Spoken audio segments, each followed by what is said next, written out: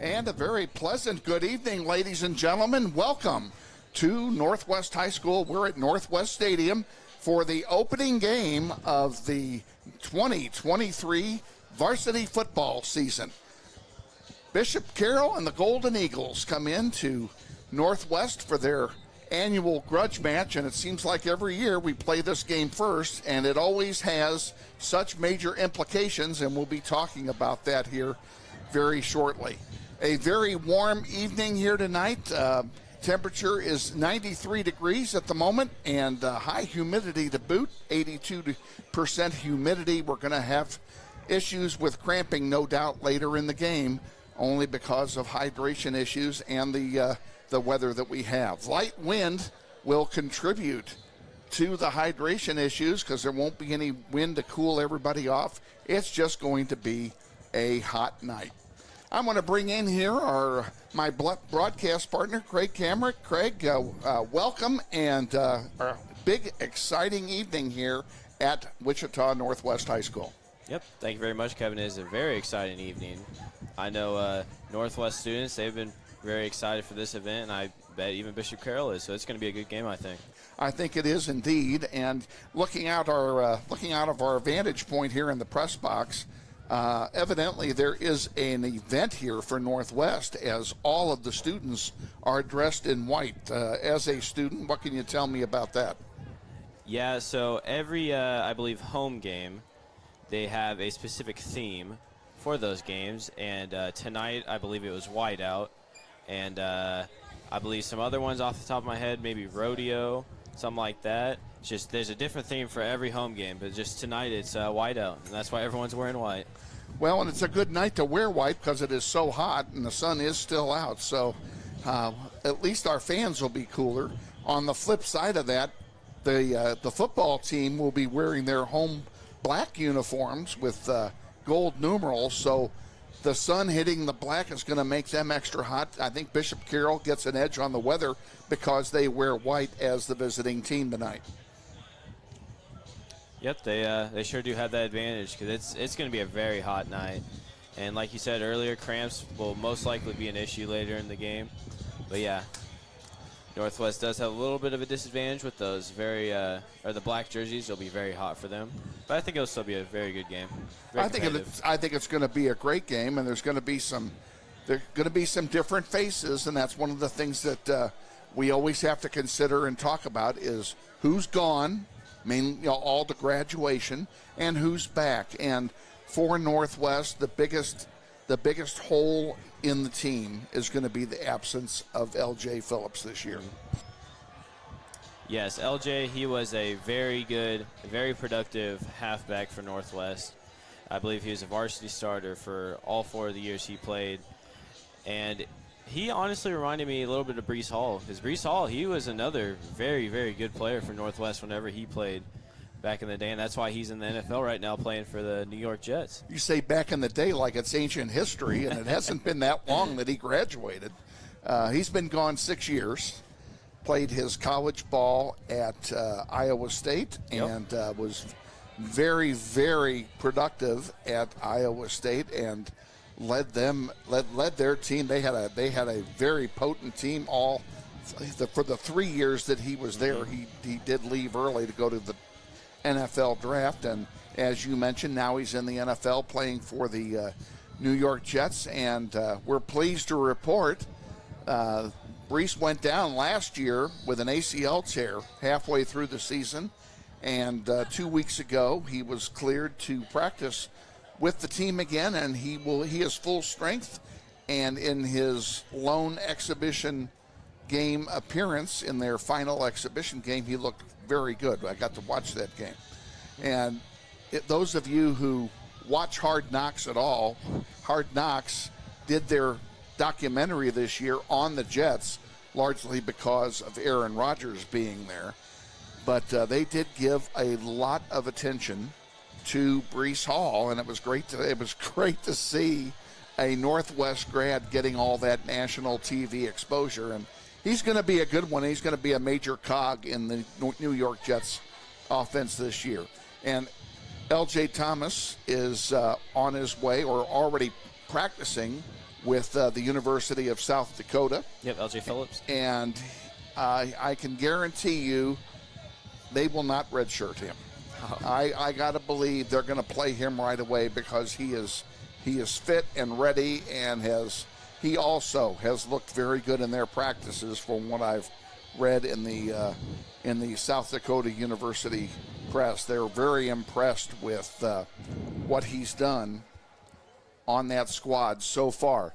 So we wish him, of course, the best of luck, and quite frankly, I wish he was here tonight. Oh, yes, I do too. But speaking of his absence, Sincere Thompson will be the likely halfback one that will replace him. And Sincere, he is a very hard worker, another very good halfback that the school has produced. And I think with LJ being gone, I think that will give him just a better chance to show what he can truly do. I agree with you. I think the fact that Sincere, having his experience and having played with and behind LJ, is going to help him tonight and throughout this season. He's also got some more help back there. You know, Northwest don't regroup, they reload, and they can reload with Deuce Bohannon tonight, who's coming off his own injury, and according to Coach Martin, he is full strength as well. So, but the tandem of Sincere Thompson and Deuce Bohannon is going to be pretty formidable tonight for Bishop Carroll to stop. We're approaching kickoff at the top of the hour, and the excitement is building here at Northwest Stadium, and checking the stands are filling up very quickly. So we're going to go ahead and take our first break of the evening, and then we'll be back with head coach Steve Martin and his thoughts on. This is Grizzly football.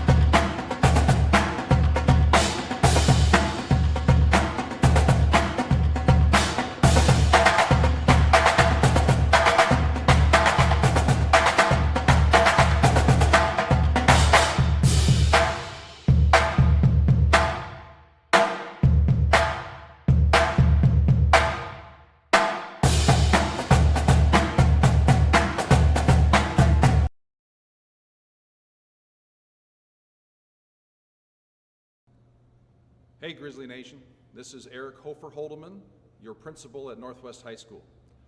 Did you know Grizzly Pride is the combined booster club and PTO here at Northwest? They support both athletics and academics. We're asking you to join Grizzly Pride this year. Due to these extraordinary times, Grizzly Pride doesn't have the same fundraising opportunities they normally have, and we need you to join and offer your donation to help Grizzly Pride out. Go to our Northwest webpage, join today. Go Grizzlies.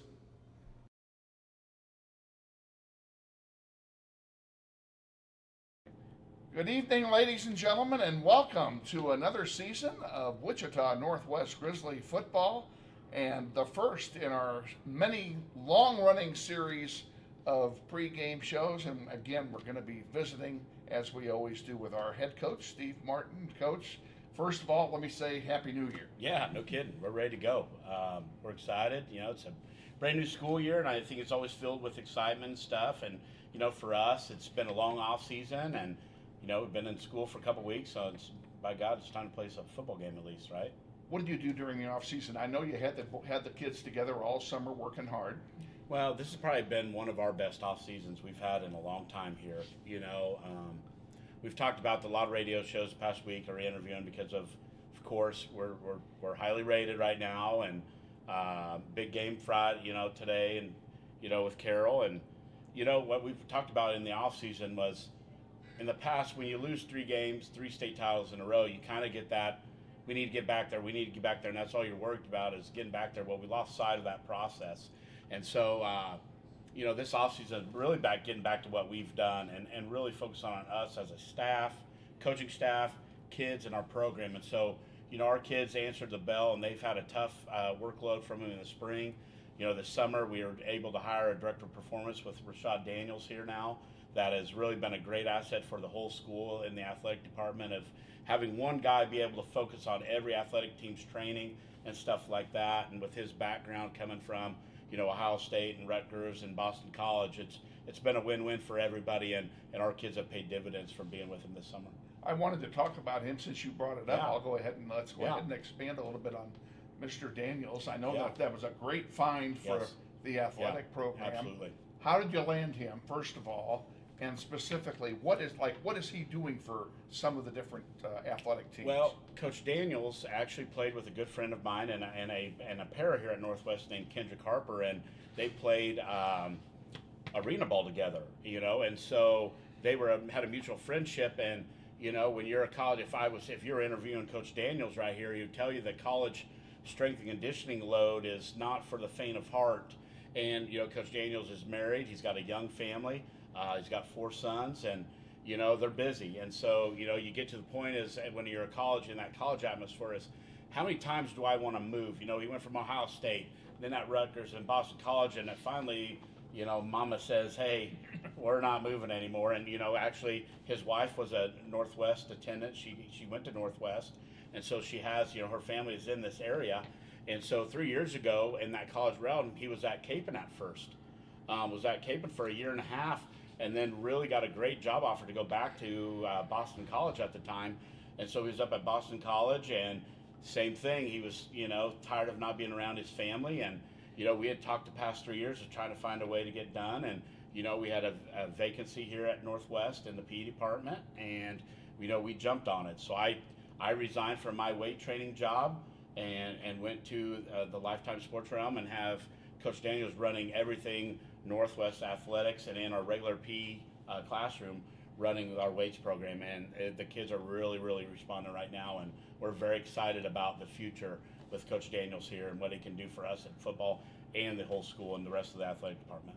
And people just don't understand how important weight training is and how much a quality program of weight training and quality effort by the players translates to success on the playing field. Yeah, 100%. Our guys, since I've been here, have always gotten in the weight room and got after it, but there's a thing that, I talk about all the time is, my last college class was 21 years ago, so things start to get outdated. There's new research, there's new things, and Coach Daniels is on the cutting edge of that, for every program. And so, I don't know a lot of guys that volunteer their time to go watch practices after school. He's been to volleyball practice, soccer practice, football, watching how we're training so that he can help incorporate things to help our kids stay healthy. And, I think it's a tremendous job, the things that he's doing. And, he's just started really this summer. So really we'll start seeing a lot of benefits, after Christmas break with the winter sports, spring sports, and then again for us next fall. But we're very excited to have him as just another tool for our kids in the tool belt.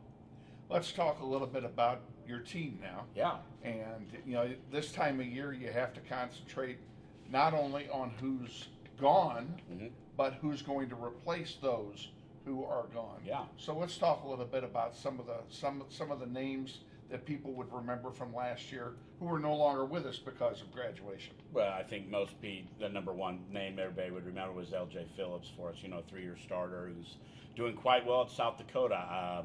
They'll have their first game this week. I don't know if he's going to redshirt or not. I just know his knee's feeling great. The staff is very impressed with him, and we're getting a lot of positive remarks back from how LJ has represented himself and Northwest up in South Dakota. So, the big thing will be LJ replacing LJ's production. I don't know if you can replicate the heart that LJ did. He's one of the hardest workers I've ever had in this program in 12 years here. So, we're going to do it by committee. Sincere Thompson's back.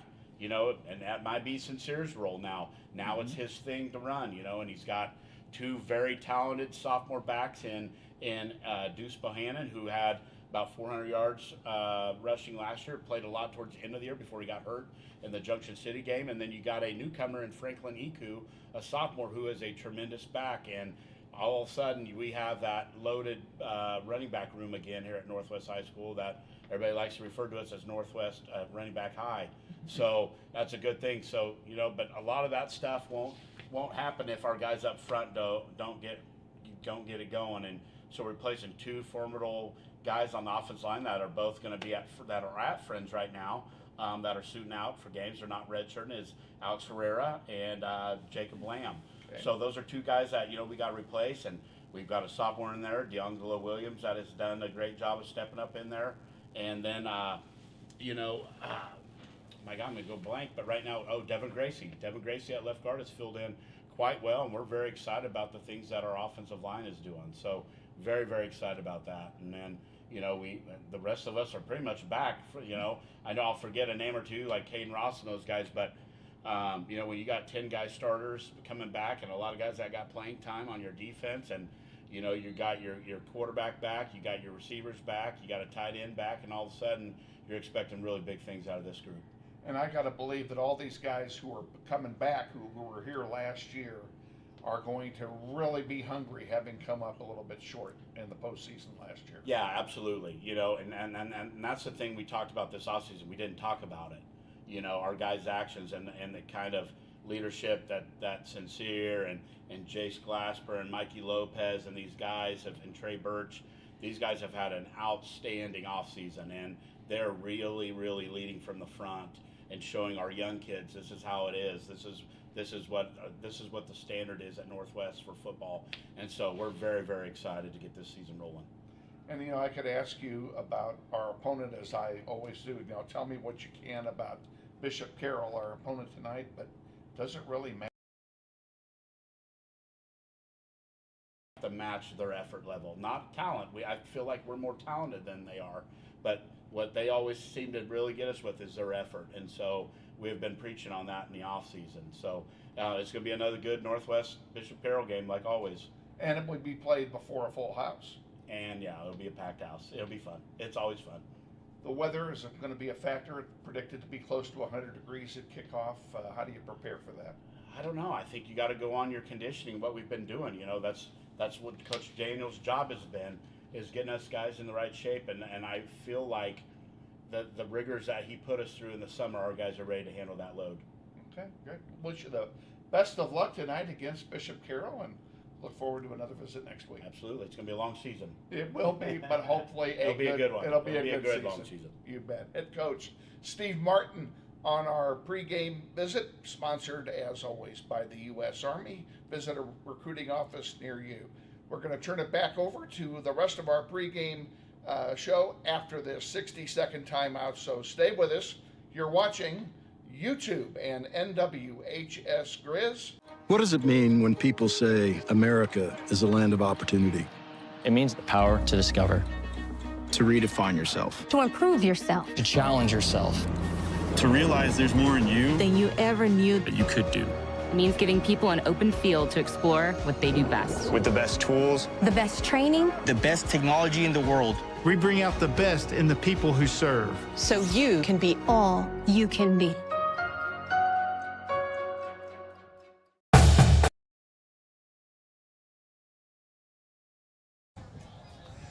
And welcome back to Grizzly Stadium, Northwest High School in Wichita. We are 9 minutes from kickoff.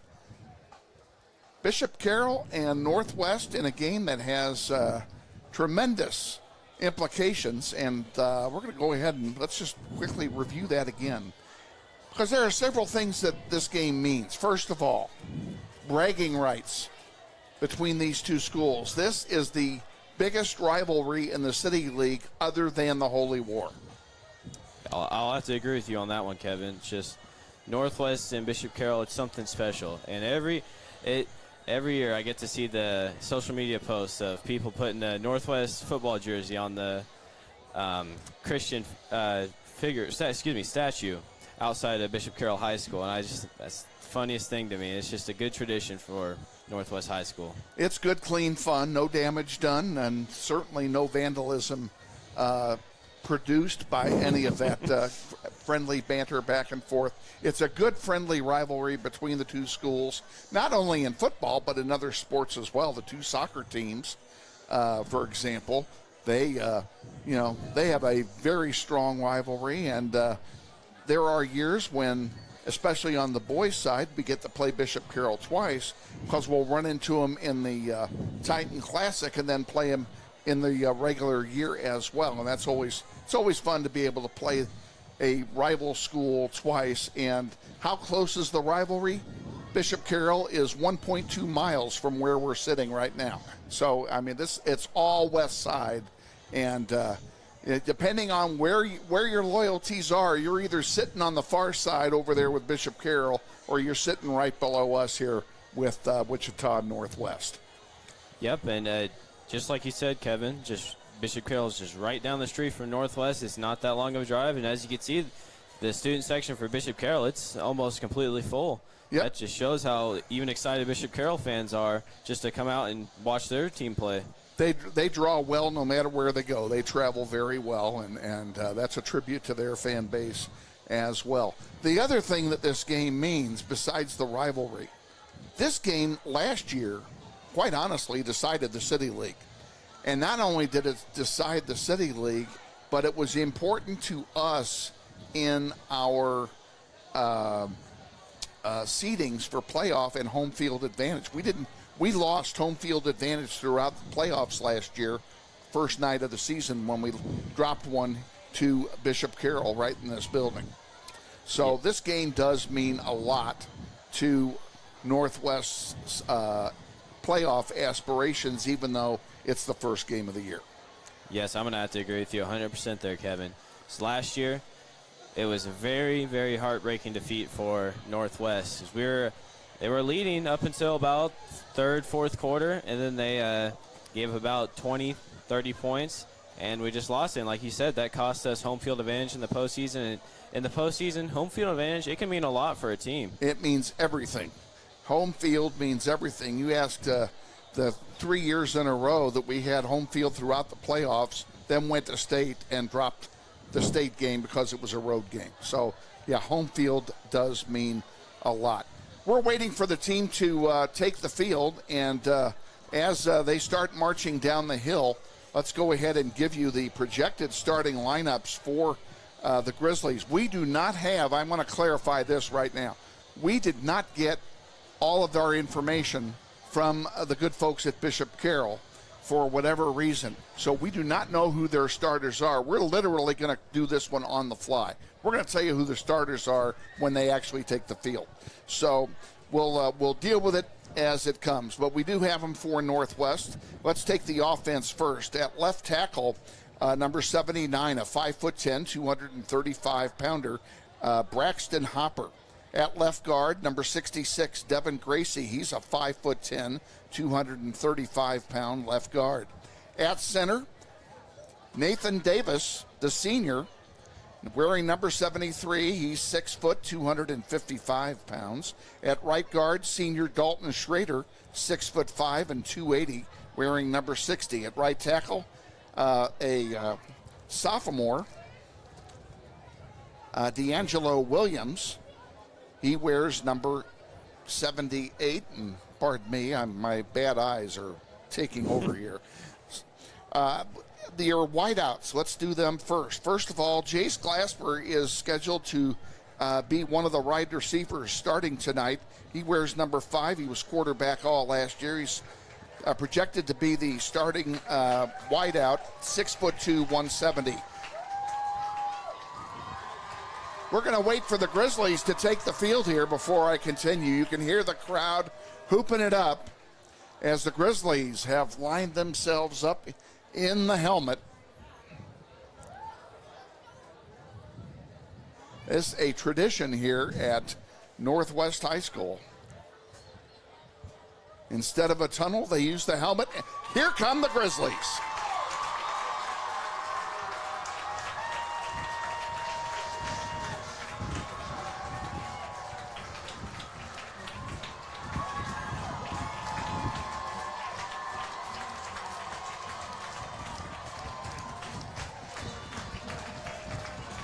Grizzlies adorned tonight in there, and I referred to them as black because they're so dark, but that's actually a dark blue uniform with gold numerals and gold trim. And Bishop Carroll now also making their way onto the field. Back to the whiteouts, I was about to introduce number 2, Michael Lopez, coming back off injury last year, 5'6", 140. He is a senior. Chase Carter, a sophomore, also in the whiteout chase for Northwest. Running backs, we have Sincere Thompson, 5'10", 205, wearing number 13, and he's going to be joined back there by Philip Givens, a 5'11", 220-pound senior wearing number 44, and by sophomore Deuce Bohannon, coming back off an ACL injury. That threesome will make up our running backs for Northwest. And our quarterback this year, number 15, Jalen Mason, scheduled to start at quarterback here tonight. For the defense, let's turn it over to Craig. Thank you, Kevin. I'm here to introduce the defense for Northwest High School. Starting at defensive end, it will be number 99, Brady Johnson. At nose tackle, it will be number 20, Peyton Dean. At the other defensive end spot, it will be number 0, Trey Birch. He stands at 6 foot and 260 pounds. At a linebacker spot, number 34, Quavon Harris. At the other linebacker spot, number 22, Jacob King. He is 5'10" and 175 pounds. And our last linebacker spot, it'll be number 31, Jamari Bland, and he stands at 6'2". And for the nickel spot, it'll be number 1, John Michael Fountain. And at free safety, it will be number 4, Deuce Bohannon. At strong safety, it will be number 11, Jeremiah Harris. He stands at 5'9", 155 pounds. And at cornerback spot, number 12, Jaleel Cooper. He stands at 5'7", 135 pounds. And at the other cornerback spot, it'll be number 87, Takari Brown, 6'1", 170 pounds. And they just completed the coin toss at the center of the field with captains Deuce Bohannon, Sincere Thompson, Jace Glasper, and Jacob King. Northwest won the toss and elected to receive, and that does not surprise me because Steve Martin always wants the ball. He sure does. The strategy of deferring to the second half is just not a strategy that Steve Martin likes to follow. So the Grizzlies will defend the goal to our right, to the right on your screen. They will play from right to left, and they will be receiving the opening kickoff here tonight. Yep, and also I believe Coach Martin, he probably wants to put up a score in the first drive. Just keep that pressure on Bishop Carroll, and also we have home field advantage. That's something that Coach Martin would love to take advantage of because we are playing in front of our home fans, and it's insanely packed at Northwest here, and he will most likely want to take advantage of the first drive and just get the momentum on Northwest side. Back deep for Northwest here to receive the opening kickoff. Michael Lopez Jr. To his right is Jace Glasper, and to his left is Deuce Bohannon. Pretty potent threesome back there. Kicking off for Carroll, it'll be Vane Hanberg, the 5'11", 170-pounder. We're getting ready to get this kick started. Ladies and gentlemen, it is time for Grizzly football.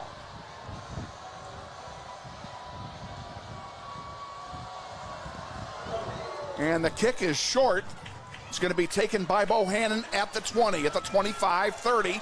Breaks the hole, 35, 38-yard line. Great starting position for Northwest here to begin their opening drive. Yeah, it was a very good run right there by Deuce Bohannon. He almost got loose there, and the tackles by number 51, Cal Purvis there.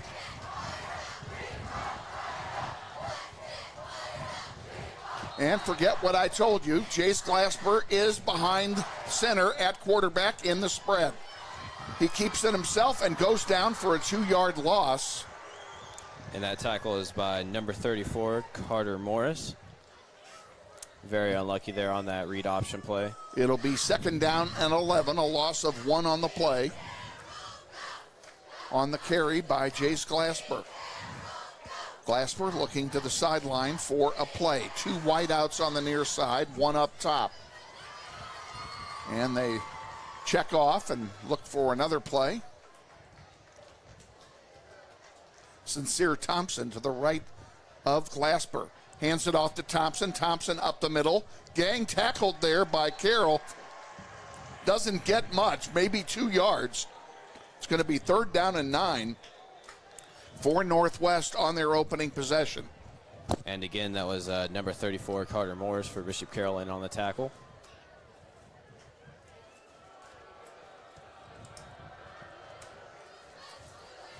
And I'm going to correct myself for what will probably be the first of many times this year, because I was wrong when I said I was wrong. Jalen Mason is at quarterback, and he throws it complete. First down yardage inside Bishop Carroll territory, down to the 48-yard line. 1st and 10 Grizzlies. Great pass by Jalen Mason on his first throw as a Northwest Grizzly quarterback. Yes, very good pass there, Kevin. And the tackle is by number 27, Hayden Woolley. Deuce Bohannon gets nothing up the middle. It'll be 2nd down and about 10. Wherever you are on planet Earth, thanks for joining us on NWHS Grizz for Grizzly football. Mason throws it complete for a gain of about 4. Yeah, there's very good coverage there by Bishop Carroll. He couldn't get too much, and the tackle's by number 26, Brady Dooling. Jashawn Dirting, the recipient of the pass on the near side. 2 wideouts up top now. Mason sends Bohannon in motion. And we have a flag on the play, and somebody moved. It's going to cost Northwest 5 yards.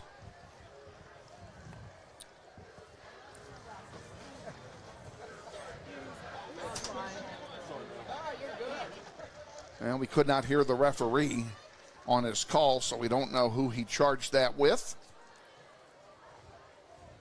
But it'll be a repeat of the down. 3rd down and 11 for Northwest. Ball at the 48-yard line.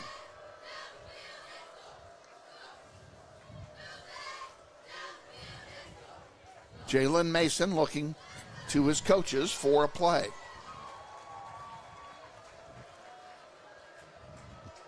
There's the snap. He goes back to throw.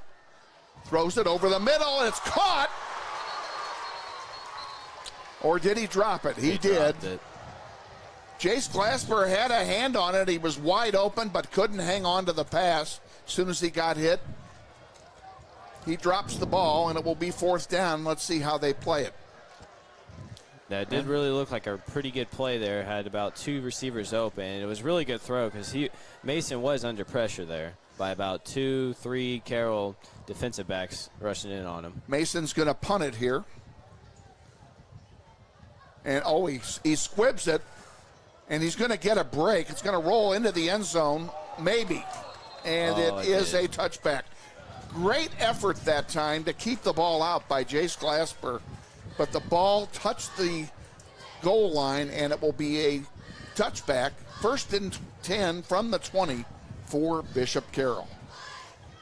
Yeah, that looked like a very interesting punt there. It did not come off he squibbed it off the toe. Hey, it almost worked out for Northwest, though, because if Jace could have got that at the 1, that would have been a really good punt. That would have been, it would have been a great result to a bad punt. I just don't think that's how they drew that punt up. I don't think so either. Bishop Carroll in the spread. 2 wideouts up top. One of them is in motion. There's a keeper. Quarterback keeper goes nowhere. Great job by the Grizzlies front line to stuff that one. And that tackle is by number 21, Quavon Harris for Northwest. It'll be 2nd down and 11, a loss of 1 on the play. Quarterback for Bishop Carroll is number 3, Thomas Gorges. 5'8", 160-pounder. And I'm going to take that one back, too, because I looked at the wrong guy. It's Jackson King is the quarterback. Yep. And Gorges is the runner. I had him backwards. Huh? That is allowed on YouTube. Yes. Want to give some kudos to our executive producer, Shane Monroe, and his crew putting the broadcast together tonight. We'll acknowledge them here shortly. There's a fumbled snap, and boy, that play just went nowhere. Fumbled snap, busted play. He's lucky he hung on to the ball. Yeah, that was a very good awareness from Northwest right there, and I believe it was 21 Quavon Harris that got the tackle there, because the quarterback for Bishop Carroll fumbled the ball, picked it back up, but he had no time to pick up his head and look around as he was tackled right as he looked up. 4th down and 13. Bishop Carroll lines up in punt formation. And I think that was a really good first defensive drive for Northwest there after it's a good stop for their first drive. Lopez loses it in the sun, doesn't touch it, lets it go, and it's going to be downed inside the 30. And Lopez did the smart thing. When he lost the side of the ball, he got out of the way. So 8:03 to go, first quarter, no score. Northwest will take over at their own 24-yard line. Yeah, and I'm thinking Northwest here is looking to put some sort of points up on the board this drive, because they had a really good looking drive at the start of the drive last drive, but they just unfortunately couldn't connect with one pass to Jace Glasper, and we had to punt it away, unfortunately.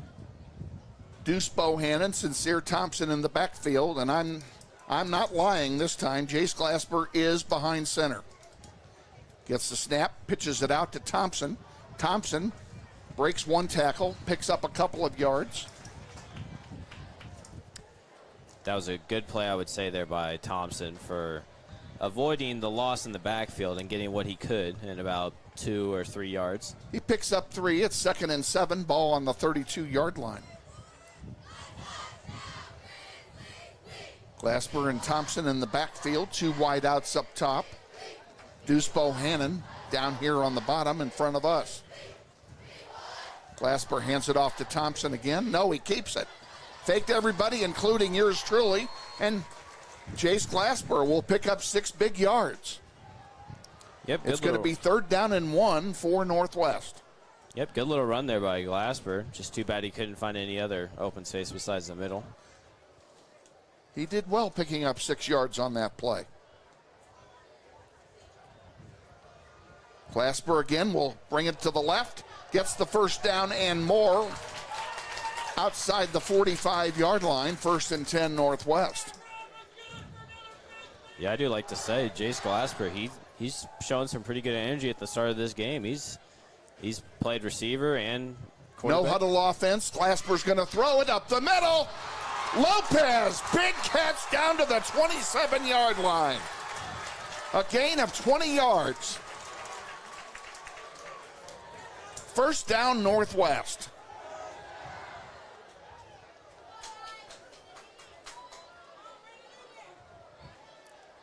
Bohannon this time up the middle. Picks his way for a yard, maybe 2. Yeah, I do gotta say that was a very good pass on the previous play to a really wide open receiver in Michael Lopez. Lopez got himself open, which he is so good at doing. He sure is good at that. 2nd and 9, ball on the 27 of Bishop Carroll. Grizzlies on the move. Glasper keeps it himself, big hole, 5, touchdown, Northwest. Jace Glasper, 27 yards on the keeper, and the Grizzlies take the lead. Very good run there by Glasper, and very good, I would say, run block from the Northwest offense right there. Offensive line did their job. John Lee is on to try the extra point. Glasper will hold.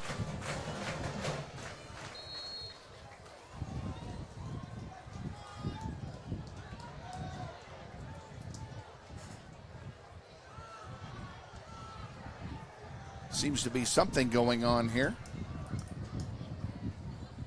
Oh, we only had 10 guys out there. That could be a problem. So they hustle out there. Are they going to get it off in time? Or are they going to have to take a timeout?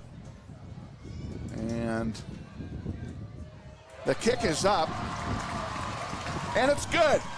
John Lee makes it 7-0.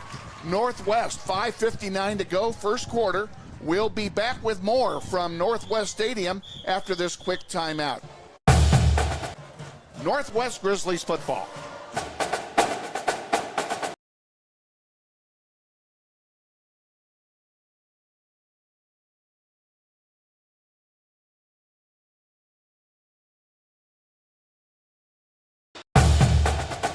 Stuff, Maynard.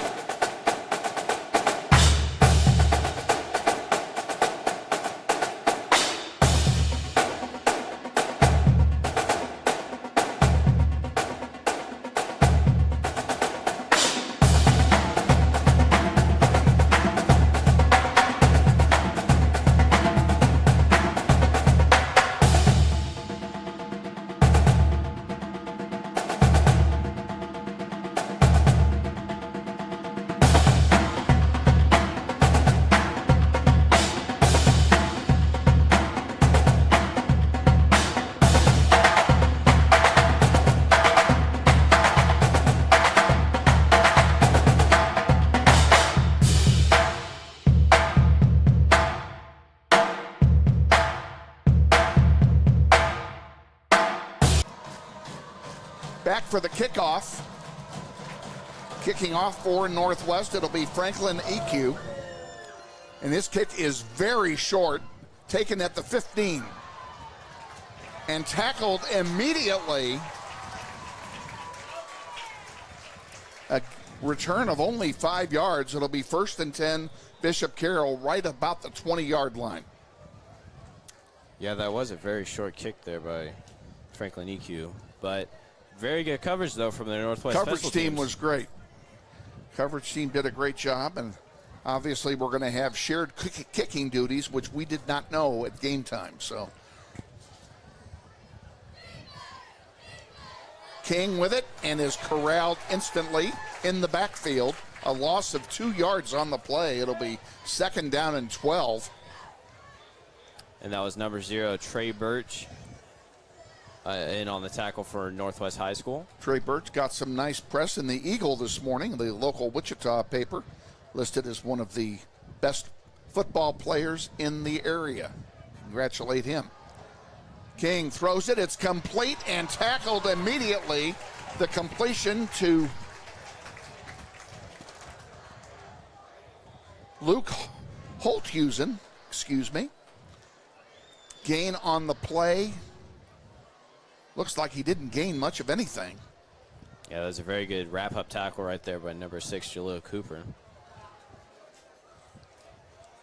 So it's 3rd down and very long. King back to throw.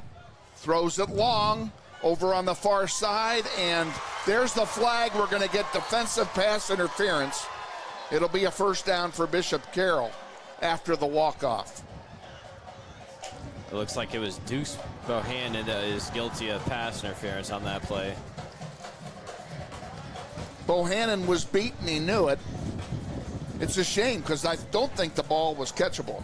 I don't think that would have been completed had the foul not occurred. But as it is, it's a 1st down for Bishop Carroll. They will spot it at their own 41-yard line.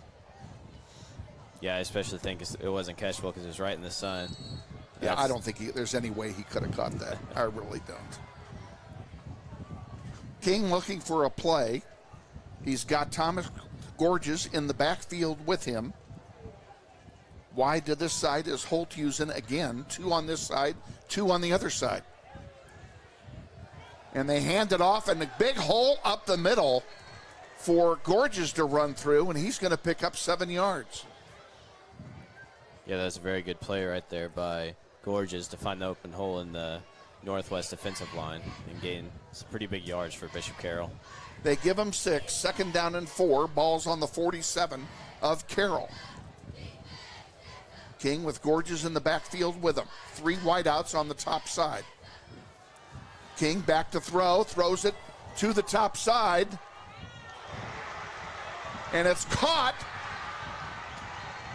and out of bounds at the inside the 10, I believe.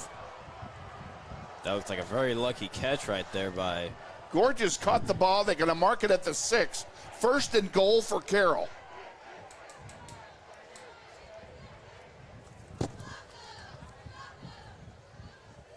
Surprised Jeremiah Harris from Northwest High School didn't come away with that because he had the receiver covered all the way. All right, the defense is bending. Let's see if it breaks. 4:09 to go. A run up the middle and a touchdown for Thomas Gorges, and Carroll is within 1.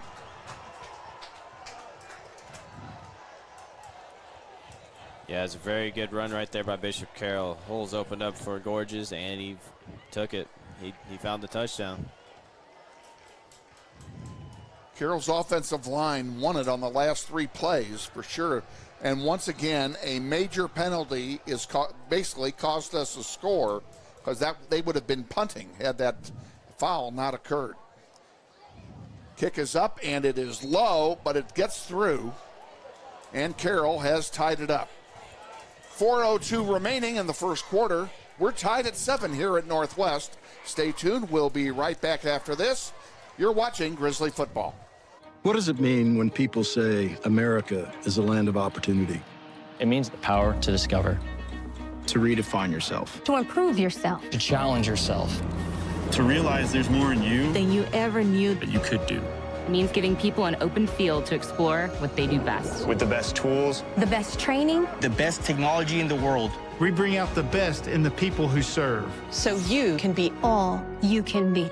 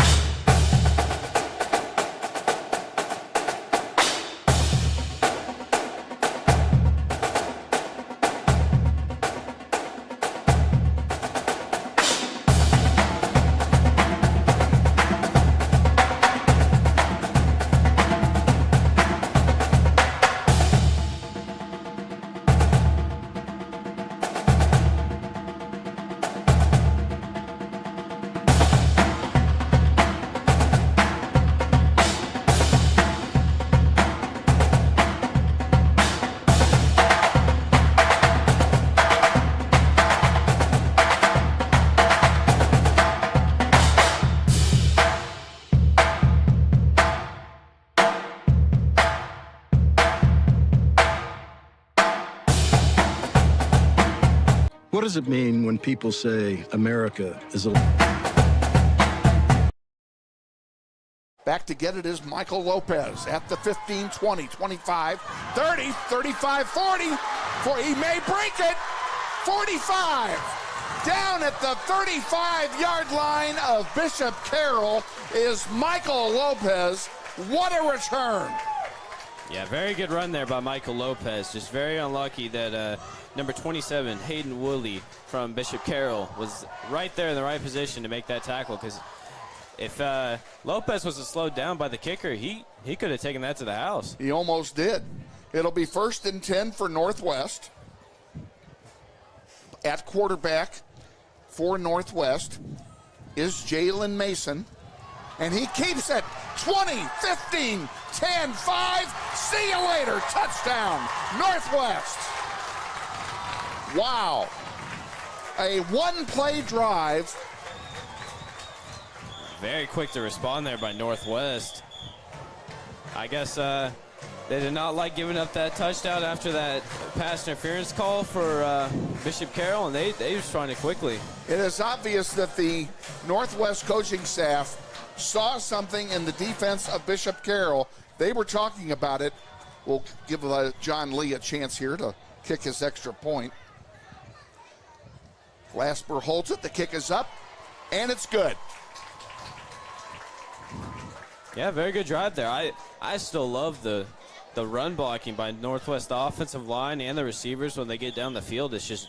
It's honestly unstoppable for Bishop Carroll. They're going to have to figure that out if they want to keep staying in this game. Well, and what I was saying was it's obvious that the coaching staff saw something missing in the defense of Bishop Carroll and got the offensive guys together and say, hey, we're going to capitalize on this on our next drive. And boy, did they. That's super. Yeah, it seems like Northwest gets down the field with their offense. It seems like Bishop Carroll's having a hard time trying to stop it. So far, the rotation of quarterbacks for Northwest has worked very well. Both Glasper and Mason look great behind center here so far tonight. Yeah, I'll have to agree with you, Kevin. Both of them look pretty good behind the the center, excuse me. John Lee is going to kick off this time for Northwest. Ball placed on the far hash mark on the 40-yard line.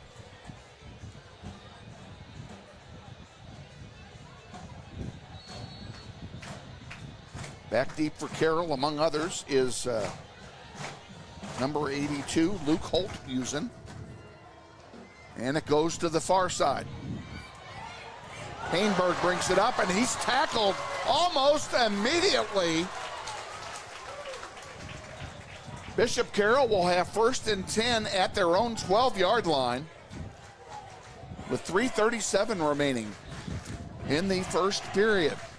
I don't think I'll be able to say this enough, Kevin. Just great coverage by the Northwest Special Teams and another great tackle from number 21, Javon Harris. I hope you have to say that all night long. I really do. Yeah, but he's looking good at the start of the game. Oh, absolutely. Yeah, absolutely. Defense looks very crisp. We haven't even acknowledged the coaching staff of Northwest. I should have done that. Oh, there's a bad snap. Picked up by King, and down he goes. He gains about 2 yards on the play. He ran for about 30. And there's Deuce Bohannon right there getting that tackle. Really good tackle. It's just unfortunate that Northwest couldn't get him further back because we had about 2 guys miss that tackle. And I overstated. He gains 1, 2nd and 9 from the 13-yard line is Bishop Carroll. Great place for Northwest to come up with a stop now.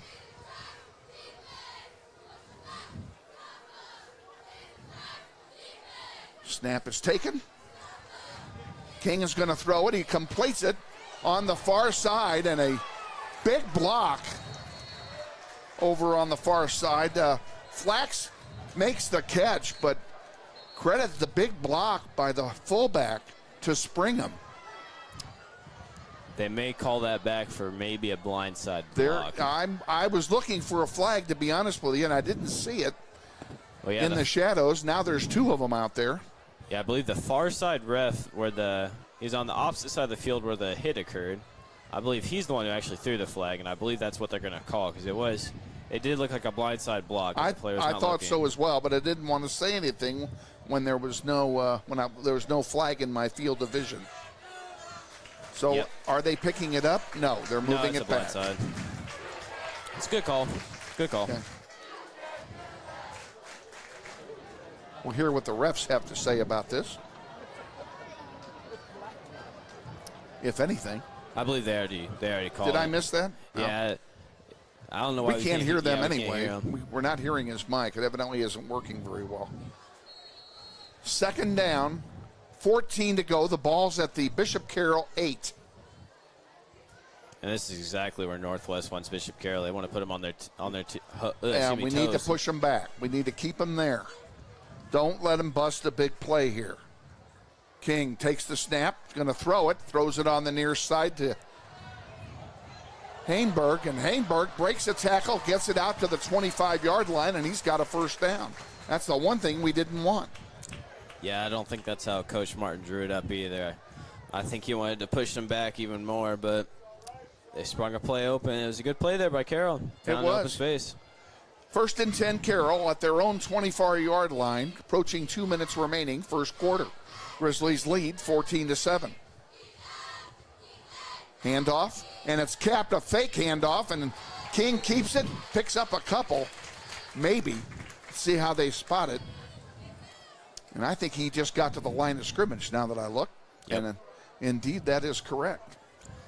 Yeah, King did not have very many options there because if he handed it off to the halfback, there was a Northwest player right there. And then ultimately, he did not hand it off, and he ran right into a Northwest player. Trey Birch himself. did not bite on that. He sure did not. On that fake, and good for him.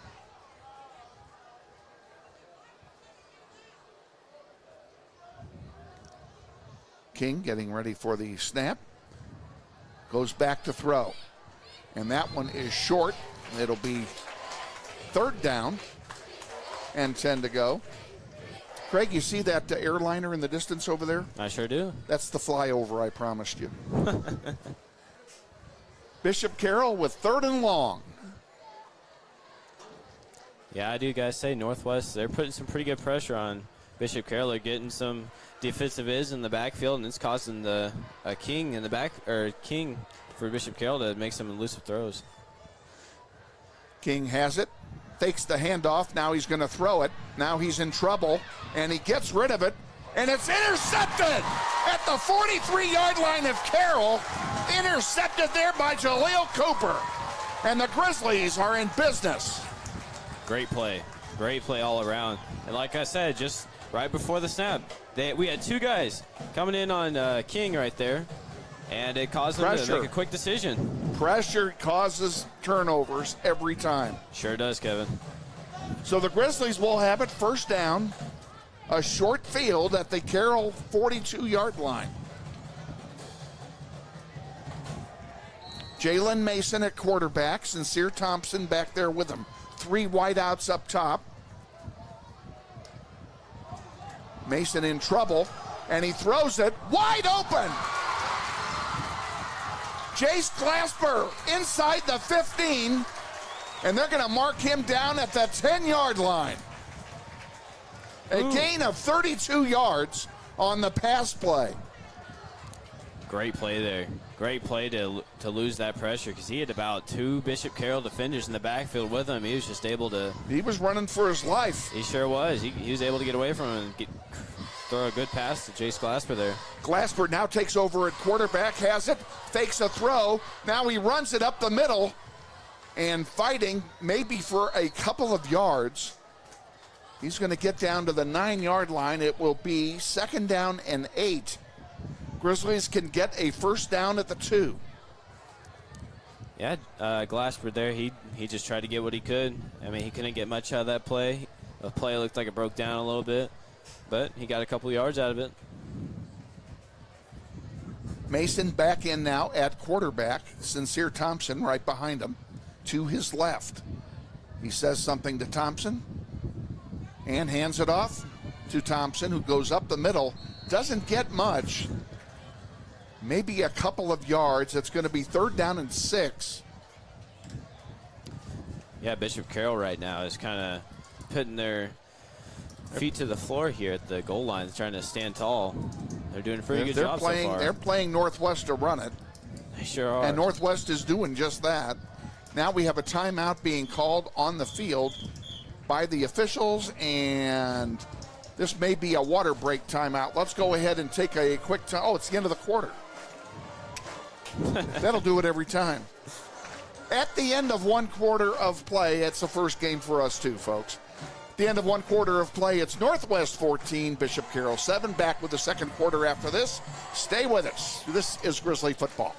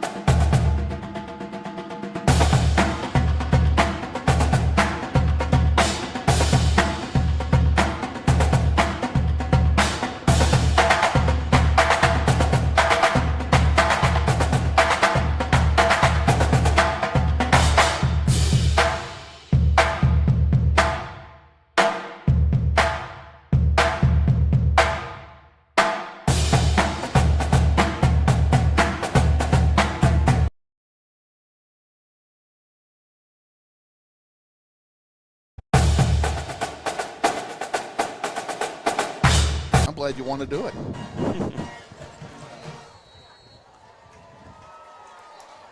Back at Northwest, starting the second quarter of play. It's 3rd down and 6. Ball on the 7-yard line. Mason throws this one away. It bounces actually off the crossbar, and it will be 4th down. And we'll see how they play it. Are they going to kick for 3? Yeah, there wasn't very many options there for Mason. And kind of just threw it, and it unfortunately hit the goalpost there. John Lee is going to try his very first ever field goal as a Northwest Grizzly. Ball's on the 7-yard line. It'll be a 27-yard attempt. Actually, they're going to spot it at the 15. A 25-yard field goal attempt for John Lee, who is left-footed. There's the snap. Ball's down. Kick is up. And it is good.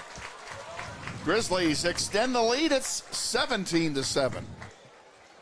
Yeah, John Lee, he's looking really, really reliable there for Northwest in the kicking position.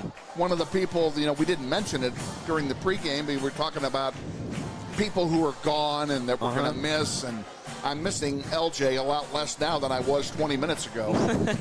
One of the other people that I was really concerned about losing was Tyler Smalley. Oh, yeah. Our kicker, who was just absolutely fantastic last year. And also Braden Sauter, too. And Braden Sauter was as well. They both left at graduation. And yep. John Lee is playing like he was here all last year. Yeah. Doing it. So.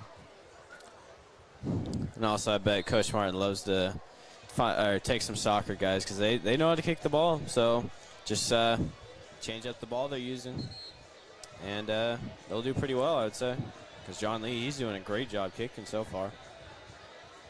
And Lee is coming out to take the kickoff. Ball's going to be spotted on the far hash mark, and that's a Northwest trait. If those of you who've been following Northwest football, Steve Martin hates kicking from the kickoff mark. He likes it on one of the hash marks. Always has. I think he likes that because of defensive coverage. Back to receive the kick. Holthusen is on one side. Lee's kick is short. Bounces in front of Hainberg. Hainberg picks it up at the 20, 25, 30, and down at the 32-yard line, and a good play there to bring him down by Jaleel Cooper, among others. Yeah, good play there by Cooper. But it also looked like another Bishop Carroll player helped him out a little bit and tackled his own teammate. 1st and 10, Carroll from the 32. Grizzlies lead by 10.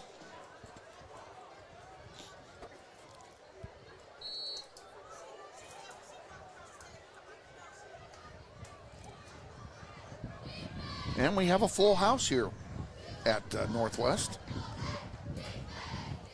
King takes the snap and fakes the handoff, throws it to Holthusen for a short gain of, well, he got 5 yards out of it. He got more than I thought. 5 yards on the gain, 2nd and 5. Yeah. Ball out to the 37-yard line. Not a bad little play there by Bishop Carroll. Got him a little quick to the out. first down. Yeah, a little quick out is fine. They can do that all the way down to the end zone if Northwest doesn't stop it. And this time he does not fake it. He hands it off. And bringing it up is Gorgeous. Picks up maybe a yard. And I'm going to say he picked up a short yard. It's going to be 3rd down and 4. Yeah, good team effort there from Trey Birch and Jacob King on the tackle. Good effort. Boy, how we love calling those names year after year. It seems like those two guys have been here forever. Two quality players on the Northwest, and they were both mentioned in the article today. King going back to throw it, completes it, picked off? No, I thought it was picked off. Ball's on the ground, incomplete. It'll be 4th down. Yeah, very close there from that was Jeremiah close. Harris. That was close to a pick six. Yeah, it almost looked like he caught it. He just. I thought he had it, to be honest with you. When he took off, I said, "Oh my gosh, he's got it!" And it's one of those things where he was 2 steps ahead in his mind. He forgot to catch it. Right. Clock stops with 10:30 to go. Second quarter, 4th down and 4, and they're going for it. Or they're at least going to look like they're going for it. They may try a hard count here and to get a penalty. Nope, they snap it now. Quick kick. Interesting punt by there. King, and of course there's nobody back there to field it, so it's going to die. And it will die right at the 20-yard line, so it's the same as a touchback. Northwest will have it 1st down and 10 at their own 20 with a 10-point lead and a quick kick. That really isn't a bad play because I'm assuming they were doing the hard count. I can't hear it with my headset on, but if they were doing a hard count and we jump, Northwest jumps, it's a 1st down. Yep. So it's a good move. Looks like both coaches are taking their time and calling plays and also making audibles as well. They are. Jace Glasper is now behind center. Sincere Thompson next to him. And we have a jump. Did they throw a flag? No, they did not. Man, this crowd energy is insane. The crowd is having fun. And now a timeout has been called by Northwest. Timeout on the field, 10:19 to go, 17-7. Grizzlies lead. We'll be back after this. Stay with us. You're watching Grizzly football.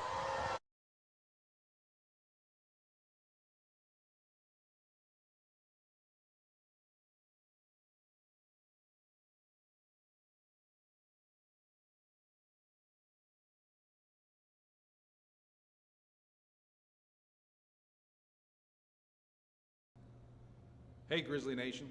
This is Eric Hofer-Holdeman, your principal at Northwest High School. Did you know Grizzly Pride is the combined booster club and PTO here at Northwest? They support both athletics and academics. We're asking you to join Grizzly Pride this year. Due to these extraordinary times, Grizzly Pride doesn't have the same fundraising opportunities they normally have, and we need you to join and offer your donation to help Grizzly Pride out. Go to our Northwest webpage, join today.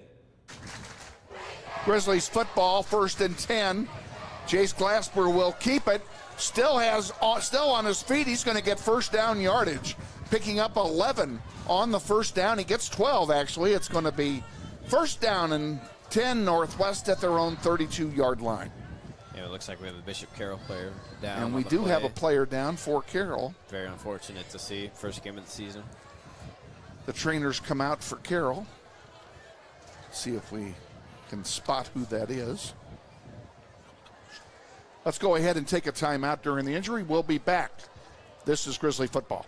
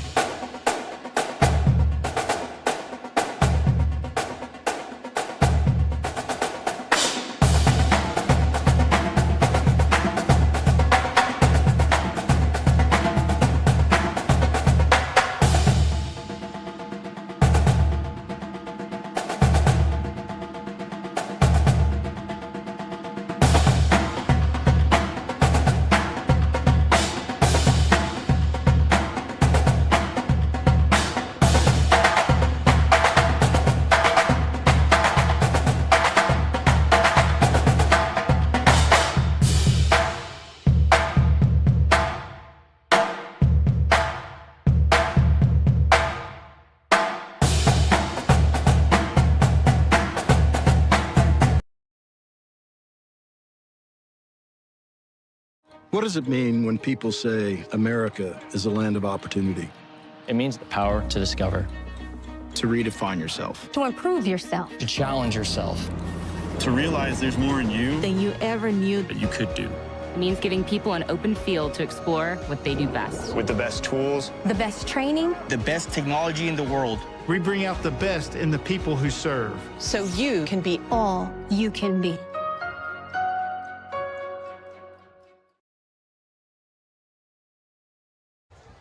Back at Northwest, following the injury timeout, and the Morris Carter was the injured player, number 34. Grizzlies have it 1st and 10 at the 33-yard line. Mason at quarterback, pitches out wide to Thompson, and Thompson goes nowhere. He's going to lose 5 yards on that play. Very good job by Bishop Carroll to sniff that one out. Yeah, like you said, Kevin, very good tackle there by number 11, Hayden Hebert. Got him in the backfield. 2nd down, 29-yard line. Mason again back, throws it up the middle, complete, 1st down and more.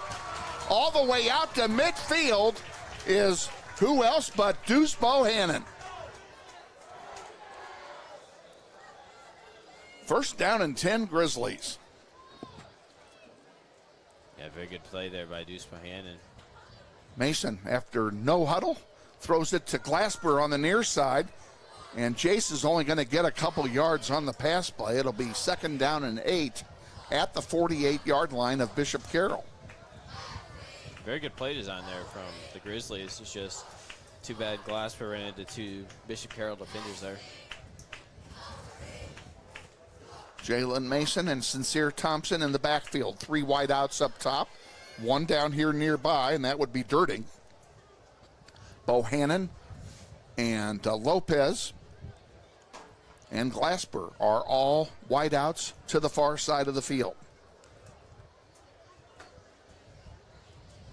And they're going to pitch it to Thompson. Thompson picks up, fighting hard. He's still on his feet. He goes out of bounds. Let's see where they mark it. They mark it at the 40-yard line of Carroll. That's going to be close to a 1st down. Let's see where they mark it. And they move the chains. It is a 1st down for Northwest at the Bishop Carroll 40. Yes. Same formation as last play. Thompson, again, faked it up the middle this time, and Mason carries it himself, picks up a couple of yards. Yeah, very good effort there from Sincere Thompson on the previous play, fighting through a couple Bishop Carroll defenders. 2nd down, a long 8. Mason gets the snap, looking to throw it. Throws it wide open is Glasper. He's got the 1st down at the 20. He slipped and fell, but he gets plenty of 1st down yardage, picks up 19 on the play. Grizzlies on the move again. Clock running, 7:55 remaining in the 1st half. There's a pass caught on the near side. A great play and a great catch by Jayshawn Dirting. Another 1st down for Northwest. It'll be 1st down. And where are they marking it? At the 8. It'll be 1st and goal to go. Yeah, very good play design there from Northwest again. The flow is just really good right here from Northwest, and they're putting the pressure on Bishop Carroll. And someone has called a timeout, and I think it's Carroll. Yep, it is Carroll. Timeout on the field, 7:46 to go. 1st half, 17-7. Grizzlies lead. We'll be back. You're watching Grizzly football.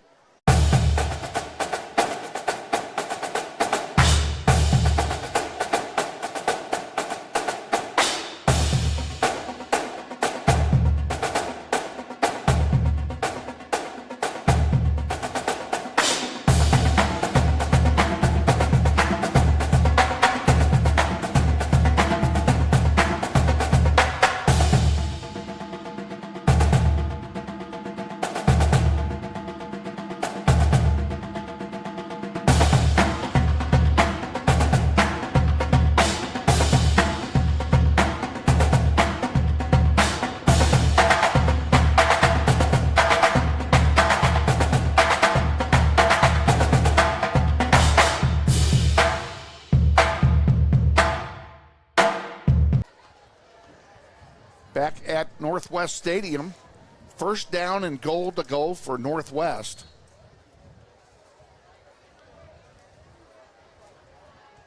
Deuce in motion. Chase Glasper at quarterback gets the ball and is going nowhere. He's going to lose several yards on that play. It'll be 2nd and goal from about the 12. Want to acknowledge our production crew here tonight. Our camera guys up top, Trey Quattlebaum and Andrew Balfour.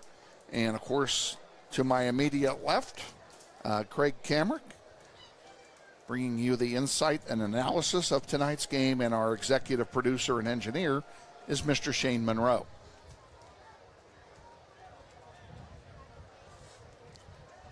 Jalen Mason now at quarterback.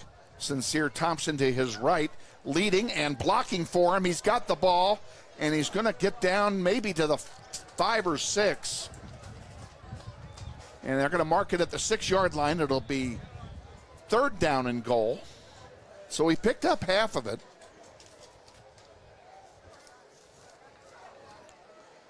Let's see if the Grizzlies can pound it in on this play. Let's see if we've got a play here on 3rd down. There's a pass play caught. Touchdown, Northwest. That's Deuce. Deuce Bohannon catches it. A 6-yard pass play from Jalen Mason, and the Grizzlies add to the lead.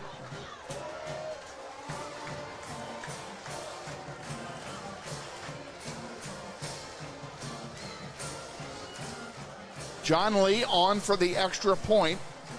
Glasper will be the holder.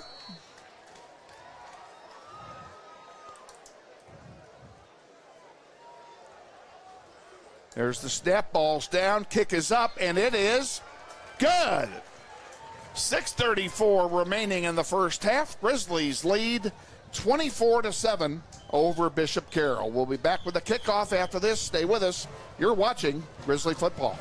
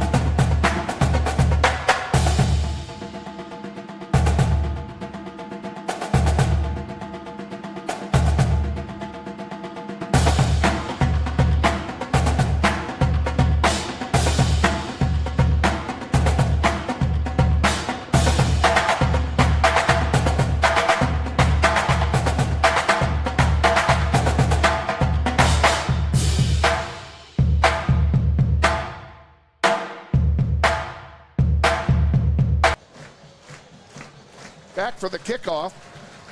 John Lee will kick it off. And back deep is Vane Hainberg and Luke Holthusen. And the ball goes, Holthusen takes it on the near side at the 25 and down at the 26-yard line. Good tackle that time, special teams wise, for Northwest. It'll be 1st down for Bishop Carroll. Yep, and that'll be Philip Givens for Northwestern on that tackle. Very good coverage again by Northwest. Their special teams is something tonight. They are playing, the special teams in particular, you're right, playing very well so far in this game. Grizzlies lead by 17, their largest lead of the night. Lights are on here at Northwest Stadium as the sun has just gone down behind the tree line behind us.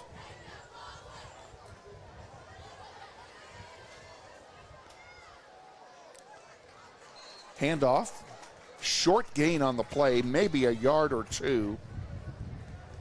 We'll be generous and say they got a short 2 on it. It'll be 2nd and 8 at the 28.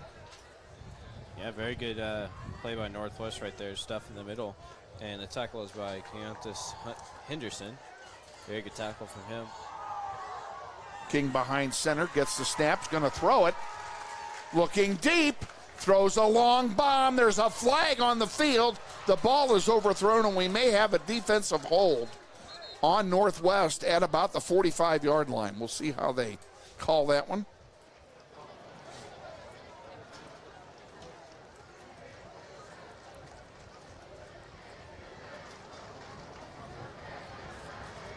It does look like it will be a defensive hold there.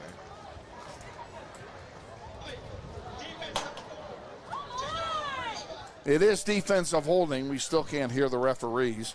I believe the referee said... we don't know who it is, but I know who it was. The only person out there. Yeah, I believe defensively. The referee said it was Amari Bohannon that was guilty of that holding penalty for Northwest. Too bad the ball would not have been caught. But it's a first down at the 38-yard line.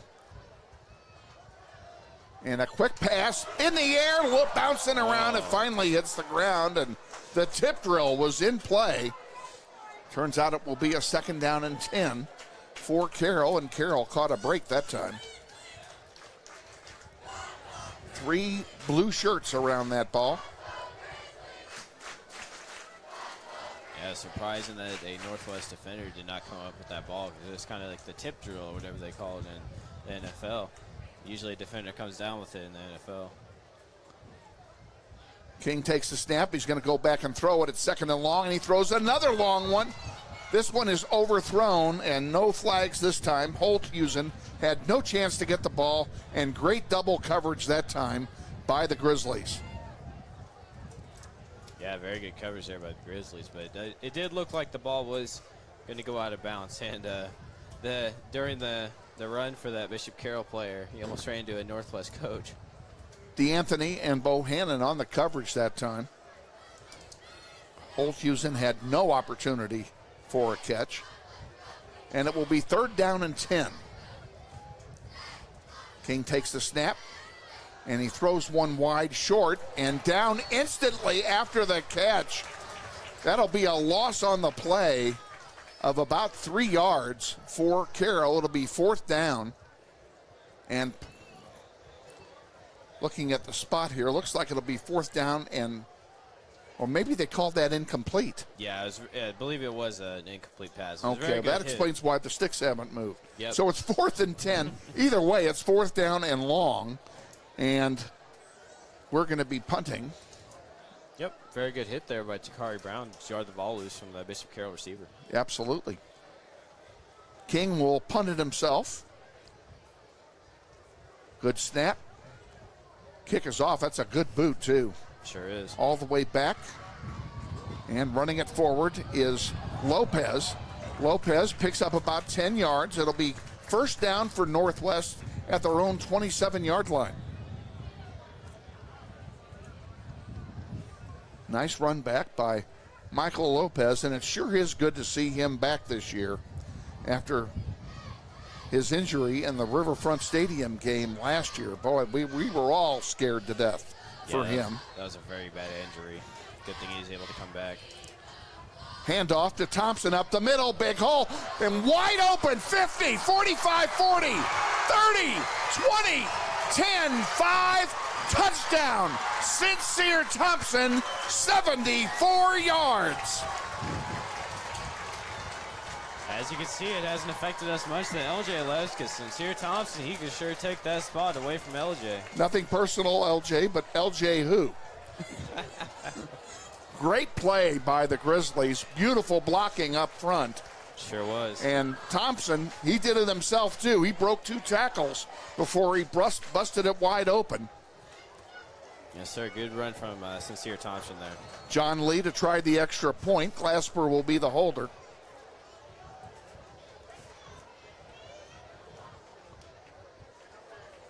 Ball's down, kick is up, and it's good. 5:07 remaining. Grizzlies take a 31-7 lead here in the second quarter. We'll be back with the kickoff after this. Stay with us. You're watching Grizzly football. What does it mean when people say America is a land of opportunity? It means the power to discover, To redefine yourself. To improve yourself. to challenge yourself. To realize there's more in you Than you ever knew. that you could do. It means giving people an open field to explore what they do best. With the best tools, The best training. the best technology in the world. We bring out the best in the people who serve. So you can be all you can be.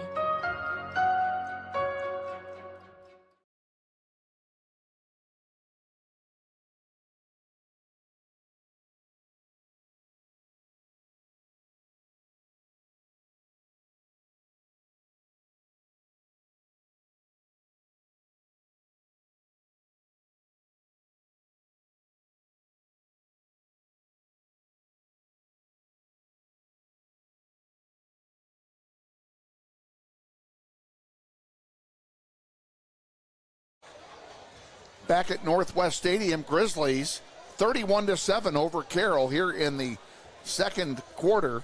And we just completed our second one-play drive of the night for Northwest. Certainly can't complain about the team is playing very crisp football.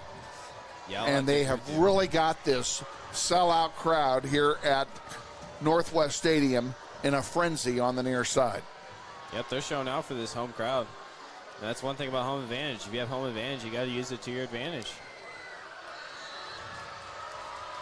Grizzlies going to kick it off. It's John Lee over the ball.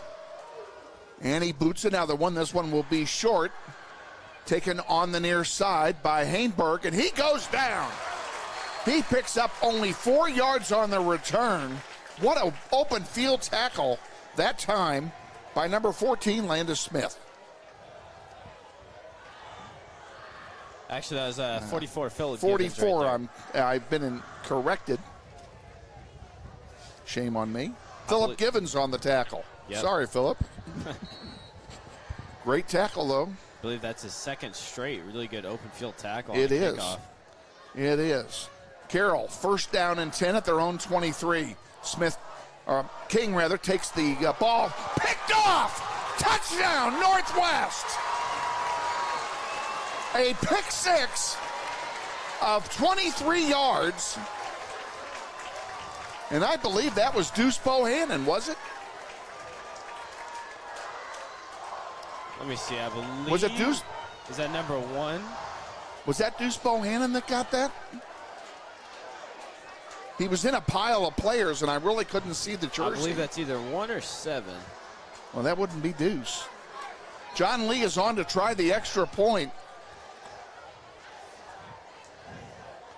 We'll find out here in a moment who gets the credit for the pickoff. That kick is up, and it's good. John Michael Fountain gets credit for the interception and the return of 23 yards and the pick six. 4:53 to go in the second quarter. Grizzlies 38, Bishop Carroll 7. We'll be back. This is Grizzly football.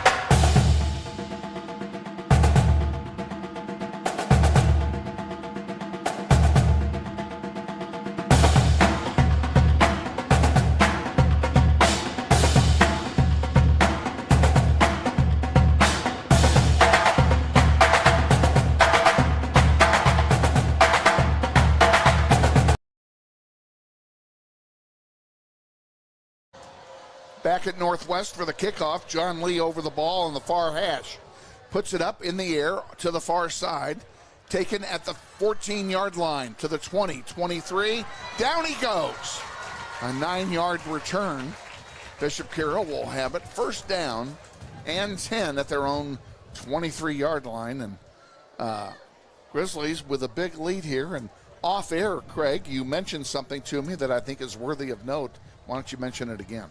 Yeah, I just want to say, I feel like the same exact spot last year. We were in the same situation. We were up, let's say, 38-7 right now, and then coming to the fourth quarter, we give up that lead and end up losing the game. And like we said before the game even started, that cost us a seeding spot and home field advantage in the playoffs. So we definitely don't want to get too cocky here. I know what Steve Martin is going to say to this bunch at halftime. Remember last year. Yep. Because you are dead on. We have an injury, 21. For Northwest, being helped off the field is Quavon Harris. I don't know if he's just shaken up or what. We'll keep an eye on it. It's not a good sight to see. Don't want to see anybody from either team getting hurt. Bishop Carroll with the ball, 1st and 10. After the injury. King has a man in the backfield with him. And King is going to keep it himself, runs around the far side, gets first down yardage, and then more. He picks up 18 yards on the carry. Yeah, that was a very good play design there by Bishop Carroll. Looked like It'll be a first down for Carroll at the 46-yard line. Looked like they caught the Northwest defense off a little bit there. Well, they ran a play they haven't run all night, and it worked for them. Sure did. King has it again. This time he's going to keep it up the middle. Gets maybe a yard. Yeah, Northwest defense definitely looks a lot better on that quarterback run play right there. Stuffed it nice as Magdaleno on the stop that time, if I read my number correctly. And that may have been 28 instead, Brady Johnson. It was one or the other. In any case, it's second down and 9 at the 47-yard line of BC. King with Gorgeous in the backfield with him. King now running for his life, looking to throw it. Still running for his life, and out of bounds he goes. And he's actually going to pick up a couple of yards on that scramble. So no sack on the play. It'll be third down and 6. And it also looked like King got a little lucky there because it looked like he fumbled the ball, but he fumbled, I believe, after he went out of bounds. So that's a good thing there for Bishop Carroll. Bishop Carroll with 3 wideouts up top, 1 down here below. King and Gorgeous in the backfield. Fake to Gorgeous. King going to throw it. He's in trouble.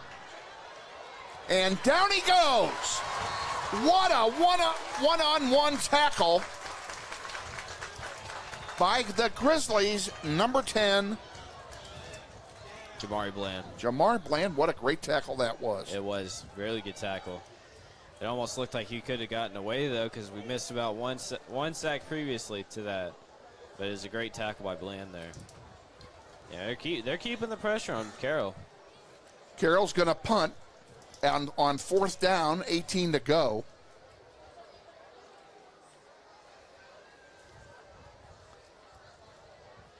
Back to punt it is King. He gets a nice boot off. Michael Lopez calls for the fair catch at the 20. Grizzlies will have it there. First down and 10 with 2:55 remaining until halftime and a 31-point lead. Very good pressure on that punt, I would like to say. It looked like number 1, John Michael Fountain, almost got there to block the punt. And I honestly, if I think that happened, I think full momentum when it went to Northwest there, because it seems like Bishop Carroll's suffering a little bit. On first down, a handoff up the middle, big hole, here we go, 40, 50, this is Bohannon at the 30, the 20, the 10, 5, touchdown, 80 yards for Deuce Bohannon.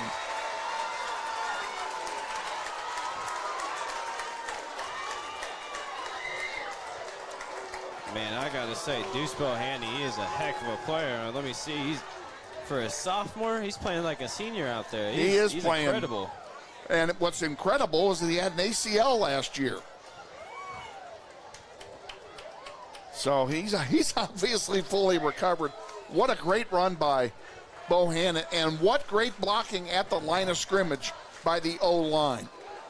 John Lee to try the extra point. Glasper holding. The kick is up, and it's good. 2:41 remaining until halftime. Grizzlies 45, Eagles 7. We'll be back with the kickoff after this. Stay with us. You're watching Grizzly football. What does it mean when people say America is a land of opportunity? It means the power to discover, To redefine yourself. To improve yourself. to challenge yourself. To realize there's more in you Than you ever knew. that you could do. It means giving people an open field to explore what they do best. With the best tools, The best training. the best technology in the world. We bring out the best in the people who serve. So you can be all you can be.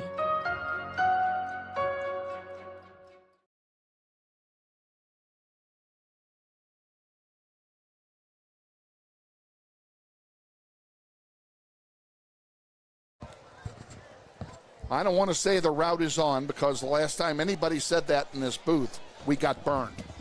But Grizzlies have a huge lead, 45-7 here in the second quarter, they have gotten anything they wanted to do done against Bishop Carroll.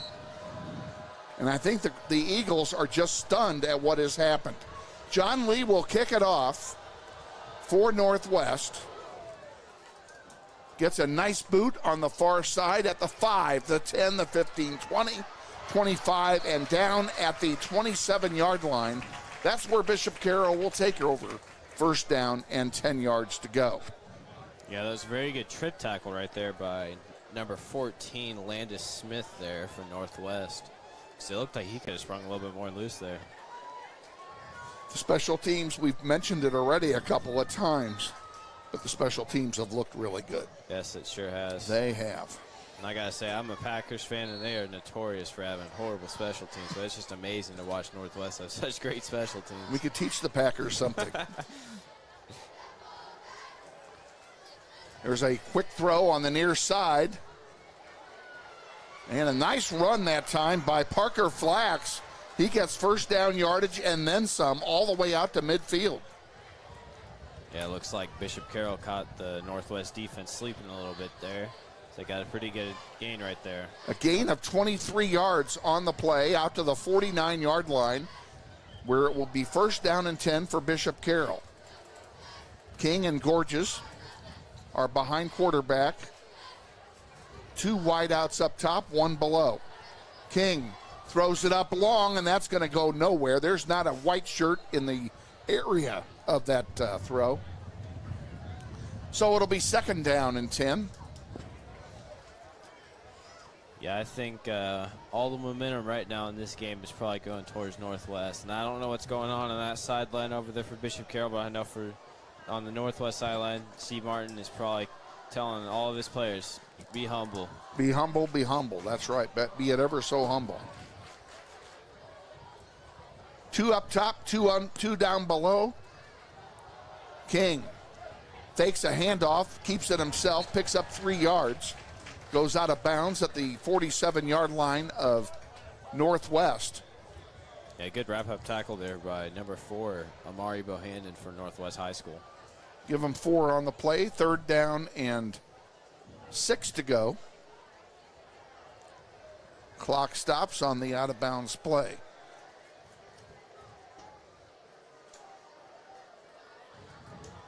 King and Slade Mesker in the backfield for Bishop Carroll. A pass play, it's going to be caught and brought down immediately short of first down yardage. And let's give credit where credit is due. John Michael Fountain, one-armed and single-handedly prevented a first down there. And given the circumstances and the position on the field, I would expect Bishop Carroll to go for it. Well, that's agree with you. It's also a good team effort there because I believe Jacob King was in on that tackle as well.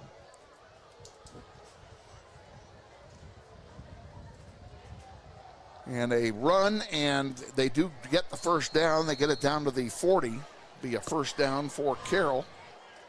Stops the clock while they move the chains with 90 seconds remaining in the first half.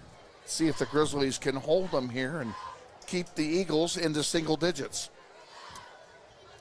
Yeah, it looks like Bishop Carroll just got just enough for that first down there.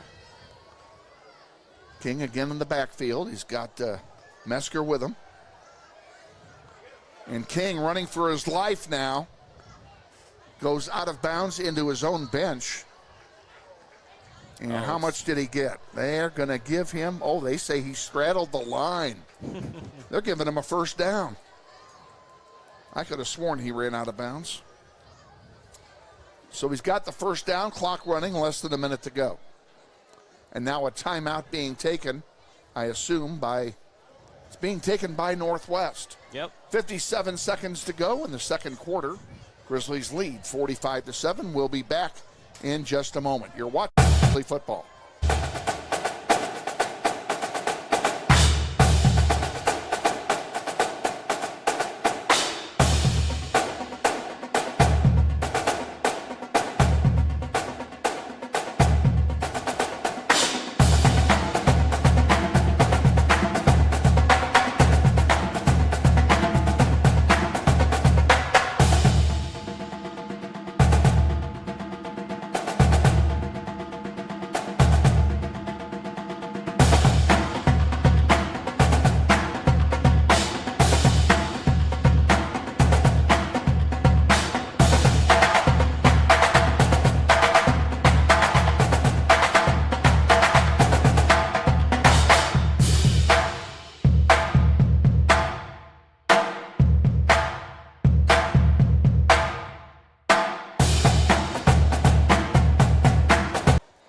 coming out of the timeout. Bishop Carroll has it first down at the 27. King looking to throw, throws for the end zone, and it's into the end zone, incomplete. No flag on the play. It'll be second down and 10. Yeah, great pressure there by the Northwest defensive line. And then in the end zone, or it could have been a risky play, is number 4 for Northwest, Amari Bohannon. He had a really good pass break up there because that easily could have been a touchdown or a pass interference call. Very smart there, very smart. Very well defensed by Bohannon. It's second down and 10. The clock stops on the incompletion. 49 seconds to go here in the first half.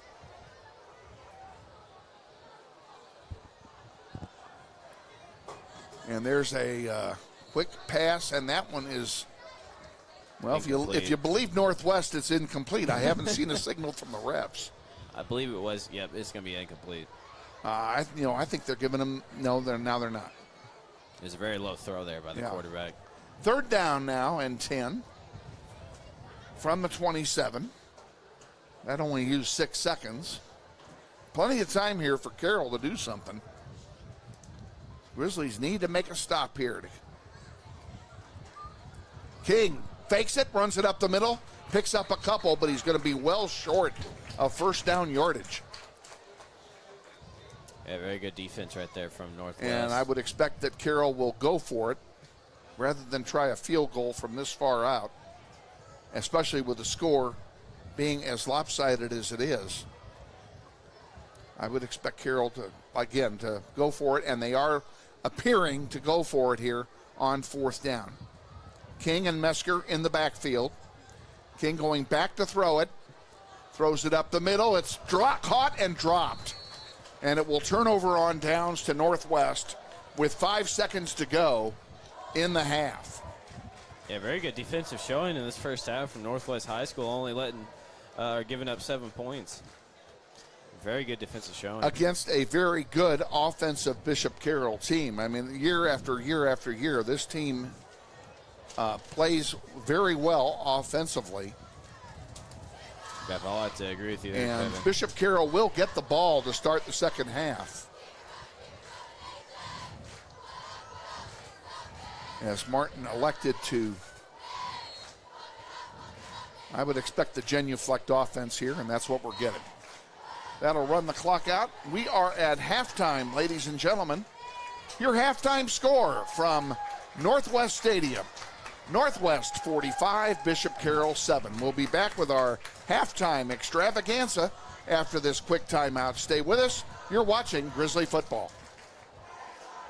Go Grizzlies.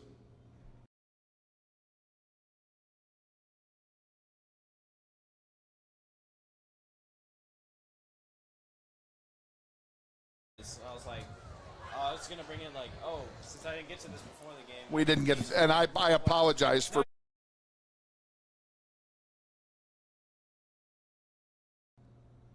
Hey Grizzly Nation, this is Eric Hofer Holdeman, your principal at Northwest High School. Did you know Grizzly Pride is the combined booster club and PTO here at Northwest? They support both athletics and academics. We're asking you to join Grizzly Pride this year. Due to these extraordinary times, Grizzly Pride doesn't have the same fundraising opportunities they normally have, and we need you to join and offer your donation to help Grizzly Pride out. Go to our Northwest webpage, join today. Go Grizzlies.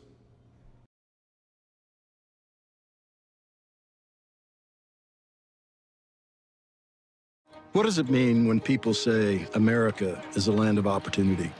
It means the power to discover, To redefine yourself. To improve yourself. to challenge yourself.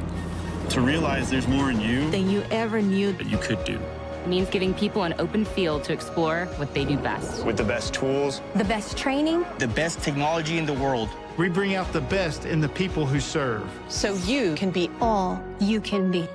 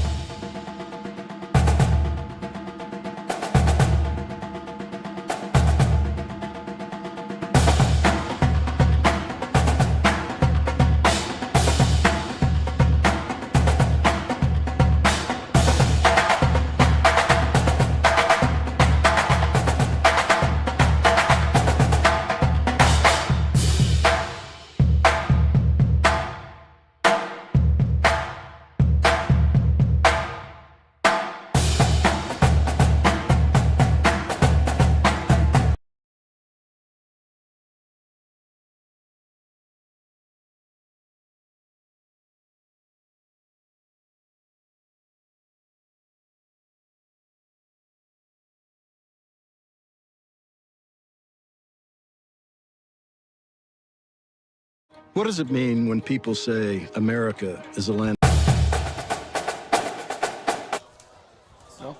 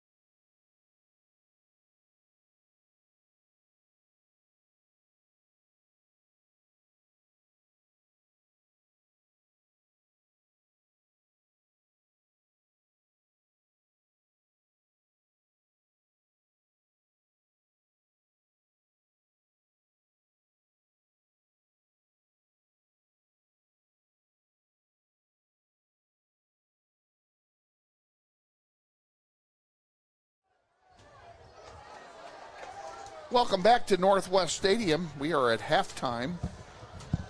Northwest 45 and Bishop Carroll 7. And a score that, quite frankly, has me caught by surprise. I never would have expected. I expected a high-scoring game, and we still may get it. But I expected a high-scoring game, Craig Kemrick, on both sides, and we're not getting that so far. I'll have to agree with you, Kevin. I was thinking, like, Bishop Carroll, let me get into this. I couldn't get into the key moments that I wanted to talk about before the game. And one of those key moments for Northwest was play good defense. Bishop Carroll, they have a really good high-powered offense. But based on how the performance is through this entire game, Northwest, they've shown they can handle playing against Carroll's offense. And they made their offense struggle. They did struggle. Bishop Carroll's offense struggled. They only scored one time, obviously, and beyond that one score, they were pretty much throttled. And quite frankly, the touchdown that Bishop Carroll got was aided by a defensive pass interference penalty at midfield that, had that not happened, would have resulted in a punt. Yep. So the game then would have been, they would have had a Schneider on the board. So. Yeah, it's been all Northwest here so far in this first half. You can hear the Northwest marching band in the background, and we're going to go ahead and give you an opportunity to listen to them for a bit, because we didn't get that opportunity before the game started. So here's the Northwest marching band.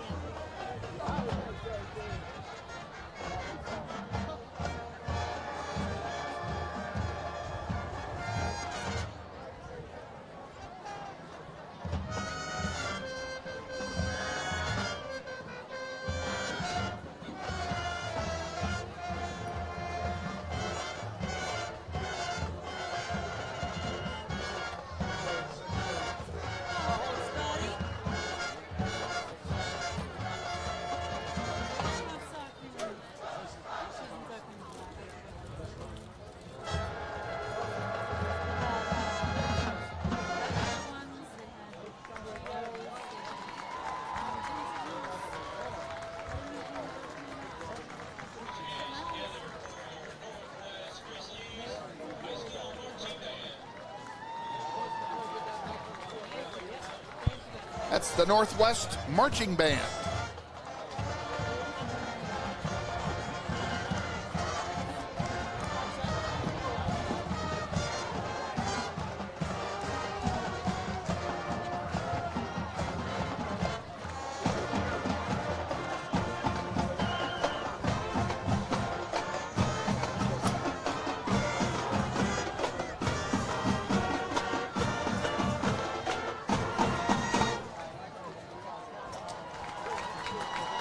And back with Craig Cameron, Kevin Arkin with you at Northwest. 4:30 remaining in the halftime period. So we still have, we have 7 minutes of halftime remaining as the teams have to take their 3-minute stretch. Let's talk a little bit, Craig, about what we saw in the first half. We talked about Capen's defense, let me start over.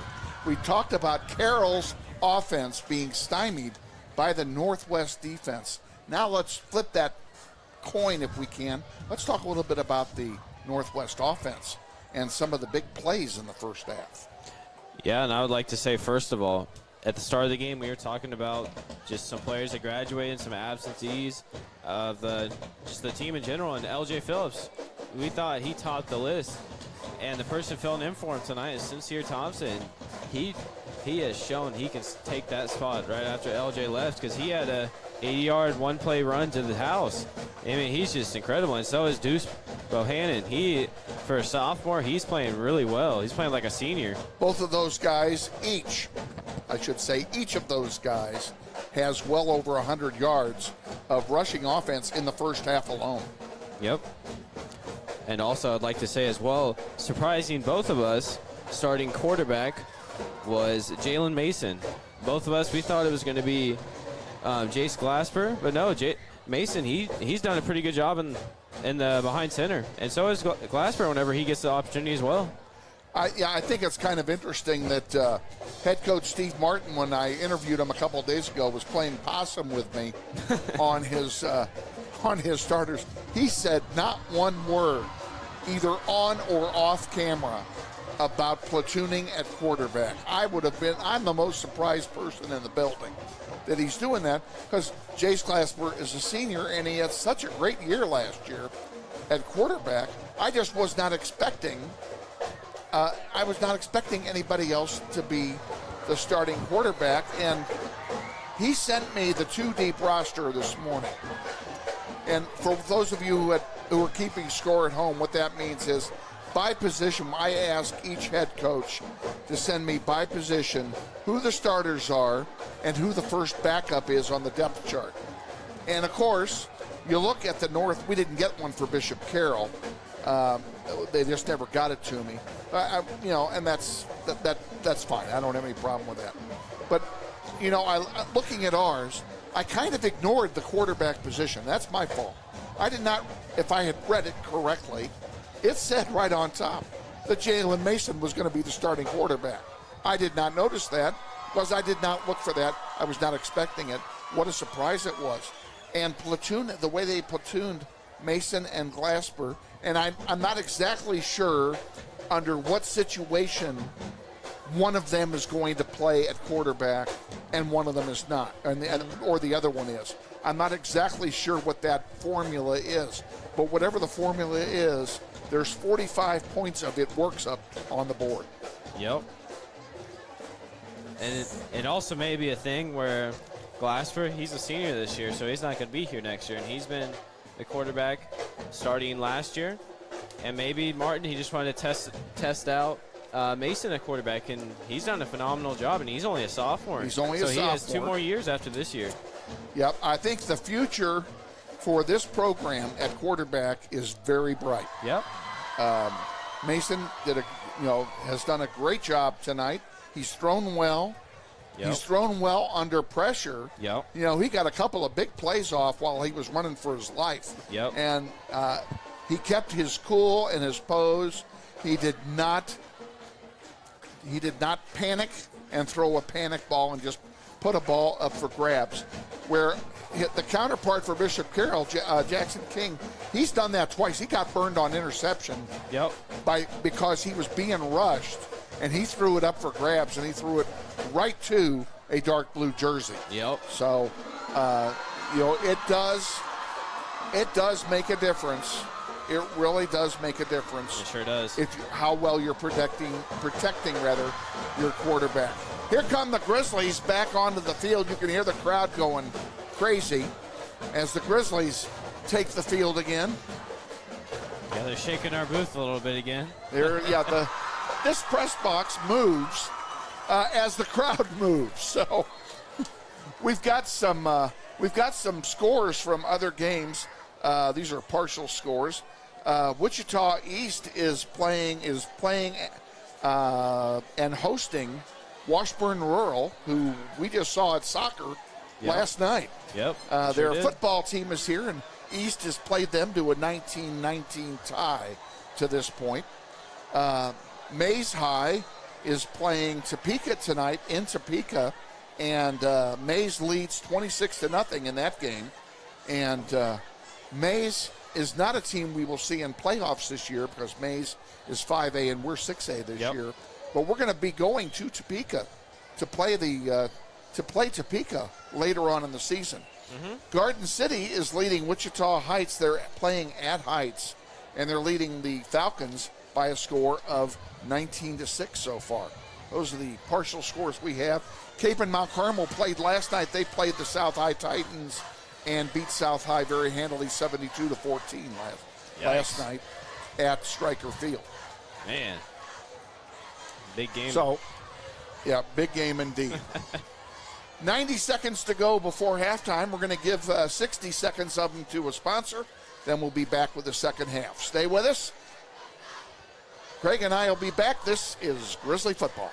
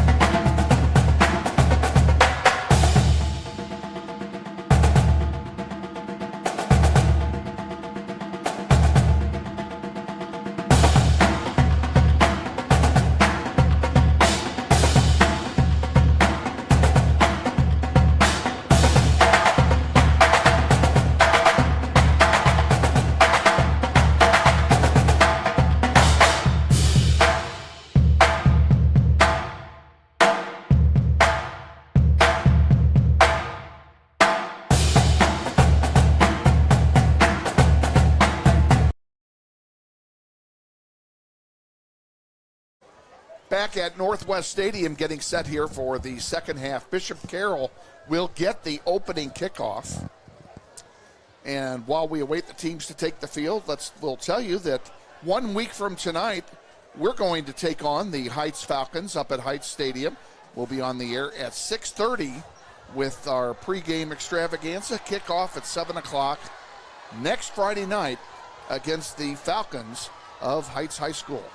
And on that note, I'd like to send a personal note out to our good friend, the athletic director at Heights, Mike Church, who is still fighting hard and recovering from the Big C. We are all praying for you, Mike, and hope you're doing well. Keep after it.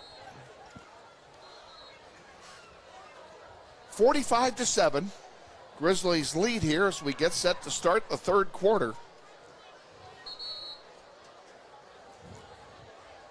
In a sold-out Northwest Stadium. The Carroll side is full. Our side is full. It's standing room only. If you look to the north, up by the concession stand in that area, that building, there's just a sea of humanity up there watching the game from the tarmac up there. The fences are all lined up on both sides of the field with standing room only patrons. This is a big game, and like I said, the only game bigger than this is the Holy War between Bishop Carroll and Cape and Mount Carmel. Yep, I'll have to agree with you there, Kevin. Very big game. That's why it seems like everyone that goes to Northwest High School is attending this game. Kicking off for Northwest, it'll be Franklin EQ, the 5'11" sophomore. He boots it. It's, again, very short. And it's taken at the 23-yard line. And running all the way up to the 33-yard line, where Bishop Carroll will start 1st and 10 here in the second half. And now the question, Craig Kamrick, is which Northwest team came out of the locker room at halftime? Hopefully the one that wants to continue and win this game. The one that went in is the one we want to come out. Don't back down. Keep playing. King takes the snap, hands it off up the middle. Pardon me, short gain, maybe a yard. And that's all that young Mr. Gorgeous got.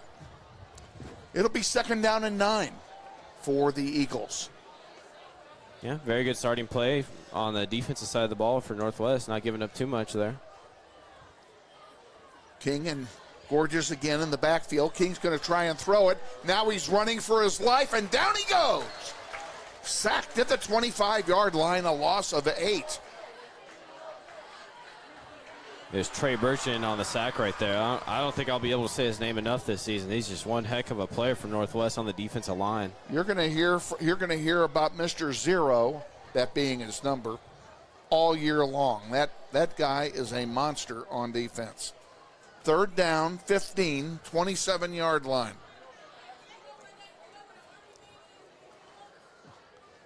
King takes the snap, goes back to pass. Now he steps up. He's going to run it. He's got room on the far side. He gets the 1st down, slides down at about the 45-yard line. That's where they'll mark it. And it's a 1st down for Bishop Carroll. And the Northwest defense forgot to cover the wide side of the field. And it looks like they may call a horse collar tackle on that play.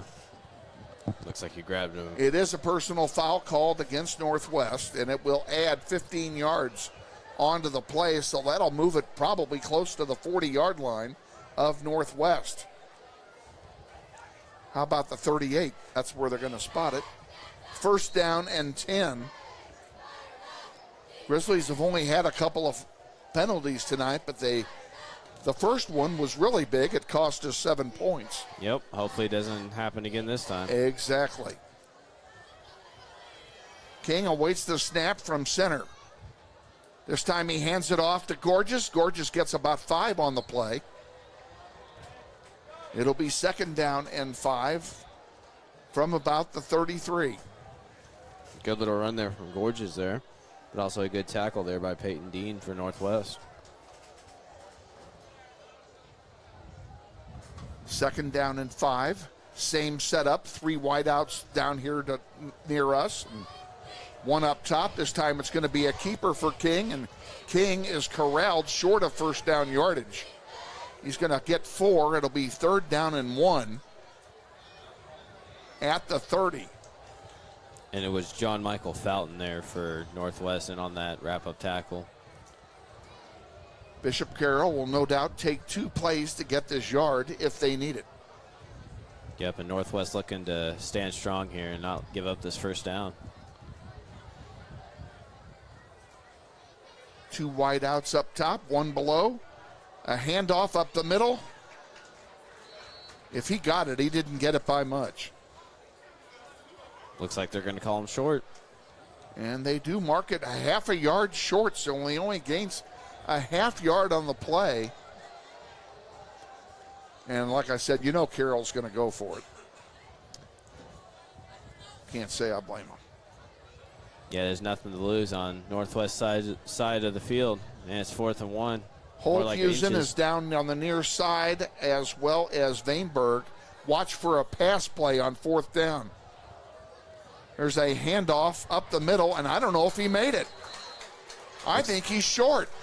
Yeah, it looks like they're going to give it to Northwest. Turnover on downs. What a stand by the Grizzlies on 4th and 18 inches. Turning it over on downs, it'll be Northwest ball. 1st and 10 at their own 29-yard line. Very good job by the defense of Northwest not to bite on that fake and tackle the runner there.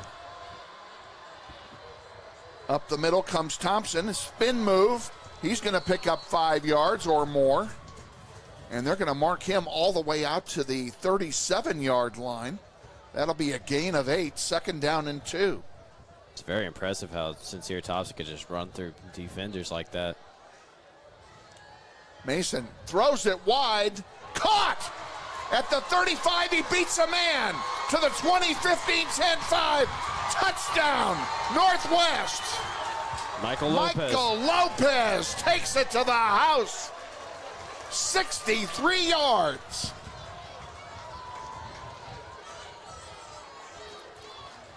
Great pass by Mason. Well, Good and catch. Lopez was wide open. There Sure wasn't anybody was. near him. And he burned all the defenders that were downfield with him. John Lee will attempt the point after. Chase Clasper will be the holder.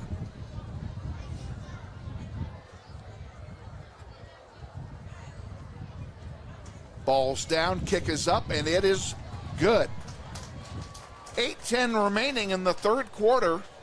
Your score, Northwest 52, Bishop Carroll 7. We'll be back with the kickoff after this. Stay with us. You're watching Grizzly football.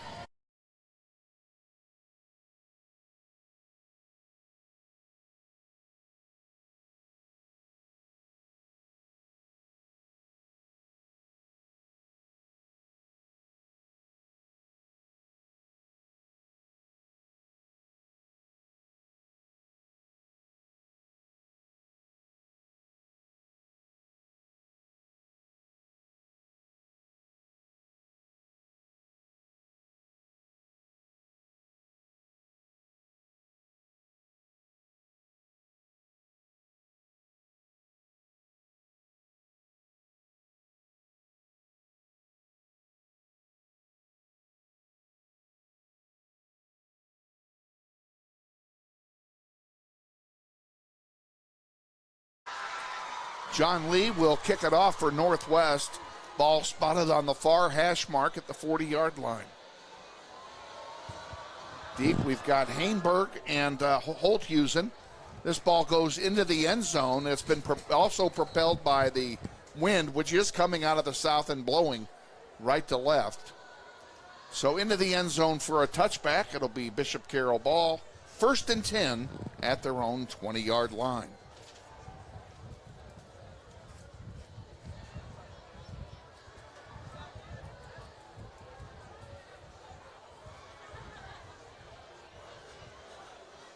And we have an injured Grizzly player, number 7, D'Anthony Rivera, is hobbling off the field here after that kickoff play. King and Gorgeous in the backfield. King is going to throw it, and he throws it deep, and it's intercepted at the 45-yard line, still on his feet out to midfield. And that's Jeremiah Harris with the ball and the interception. That's the 3rd interception of the night for King. Yeah, very good defensive play there. The ball was overthrown a little bit. It was way overthrown. Harris. More than a little. It was overthrown by 5 yards. Very good position in there from Harris. And also, he dropped one earlier in the game. He didn't drop that one, though. Nope, didn't drop it. Played center field, and out it went. Here's a pass play and a rare incompletion for the Grizzlies. Mason's pass off target. It'll be 2nd down and 10. Ball is at the 49-yard line of Bishop Carroll. Yeah, he was trying to get it to Deuce Bohannon there. Excuse me, Bohannon. Just a little too high for the receiver.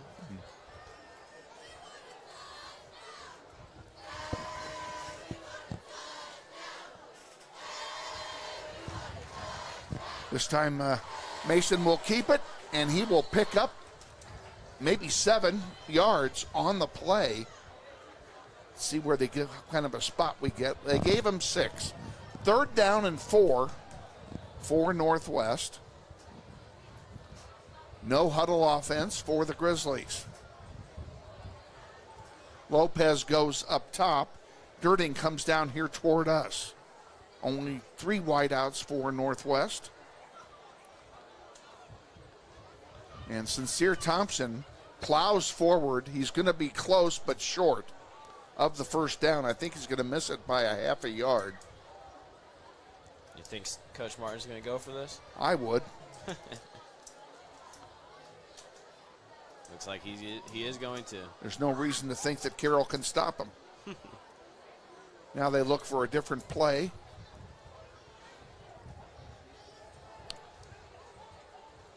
Mason at quarterback.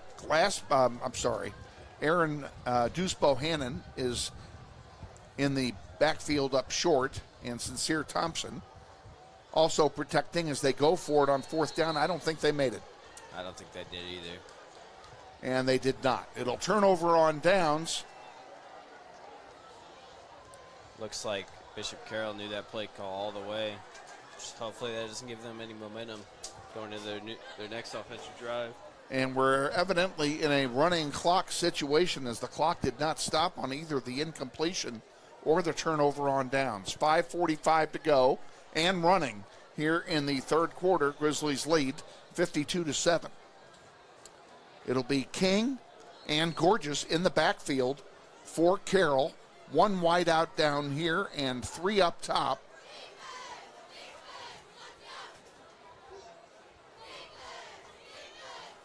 Now, King realizes that, they only had 10 guys out there. The man who was supposed to go up top left the field. He came back. And now they hand it off to Gorgeous, and Gorgeous, a nice run on first down, picks up 4. It'll be second down and 6 for Bishop Carroll.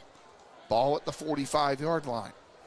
Not a bad little play there from Bishop Carroll. Almost got him halfway to this first down. You can't score unless you get first downs, and they have had a hard time getting first downs tonight. Yeah, they've had a hard time moving the ball. They have had a hard time moving the ball. Very impressive Northwest defense. There's going back to pass now is King. He throws it out long, and it's off the hands of Van Hainberg, Hainberg had it at that 15-yard line and couldn't hang on. It'll be third down and 6. Yeah, he was very closely guarded by Takari Brown from Northwest. It's just he beat him at the last second. If he could have caught that, we would have paid the price there. He almost had it. Quite frankly, that ball was catchable. It sure was. King again and Gorgeous in the backfield. Everybody else on the line. Hands it off to Gorgeous, and he's going nowhere. And I mean nowhere. He's going to lose 3 yards on the play. It'll be fourth down and long. Very good defensive effort here from Northwest, even though they're up 52-7. But hey, it just lets me say again, can't forget last year. We got to keep playing our hearts out. Loss of 1 on the play. It'll be fourth down and 7. And they do bring the punt unit in on fourth down. And now coming in to punt the ball is Luke Holthusen. Very interesting. I figured they would go for it, looking at the scores. Well, given the scoreboard, I wouldn't have been a bit surprised, but they haven't been successful all night. And that one is going to be very short. The infield fly rule was called on that one. He does get a Bishop Carroll roll, and the roll is going to really be pretty good. He got it down to the 23-yard line, and that's where Northwest will take over first and 10. It looks like Holthusen has gone down on the play, the punter. Not a good sign for Bishop Carroll there. He must have cramped up because I know nobody hit him. Yep, he cramped up. Holthusen is fighting a cramp. Let's go ahead and take a break during the injury. We'll be back. This is Grizzly Football.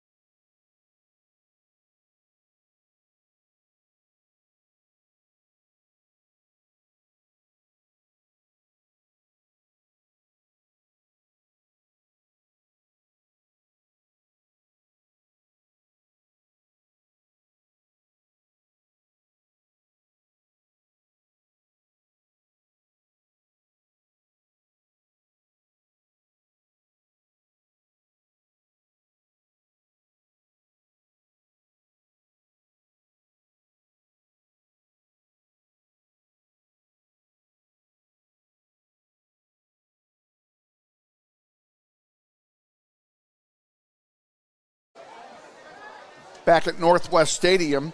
1st and 10 at the 23 for Northwest. Mason's at quarterback. Sincere Thompson standing next to him. Thompson gets the ball and goes down immediately in the backfield. A loss on the play of probably 4 yards. 2nd down and 14. Yeah, not a very good offensive play there from the Grizzlies. It looks like Yeah, Mr. Carroll is ready the again for blocking that. didn't develop at all. Sure did not. So Grizzlies on 2nd down.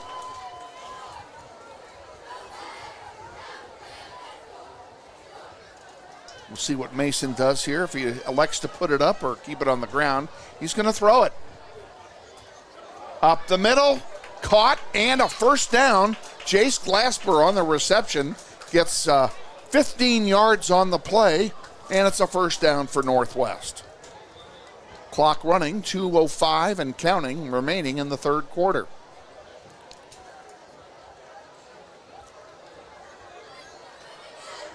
And there's a sweep on the far side, big haul, and finally out of bounds in Bishop Carroll territory inside the 40-yard line. I do gotta say, for playing quarterback all year last year, Jace Glasper, he sure does make a pretty good receiver. He ran a lot of yards last year too. He sure did. He did. He was well over 1,000 yards last year. I don't have that exact number in front of me, but he had a boatload. Handoff up the middle, and 8 yards on the carry. A nice play. Sincere Thompson, the ball carrier. And again, the Grizzlies continue to grind it on the ground, run clock.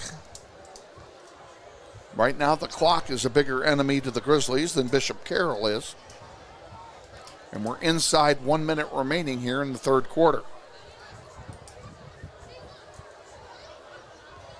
Carroll tried to entice some movement on the offensive line of Northwest. That didn't work. Mason back to throw it, moves to his right, throws it incomplete at the 20-yard line. The intended receiver there was Lopez. And it will be 3rd down and 3 from the 37-yard line. And they may not get another play off this quarter.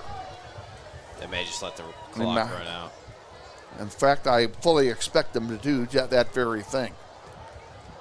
That wasn't a bad-looking play, to be honest. It's just he had about 2 Bishop Carroll players in his face. And it went well. And that's the end of the 3rd quarter. And after 3, it's Northwest 52 and Bishop Carroll 7. We'll be back with the 4th quarter after this timeout. Stay with us. You're watching Grizzly football.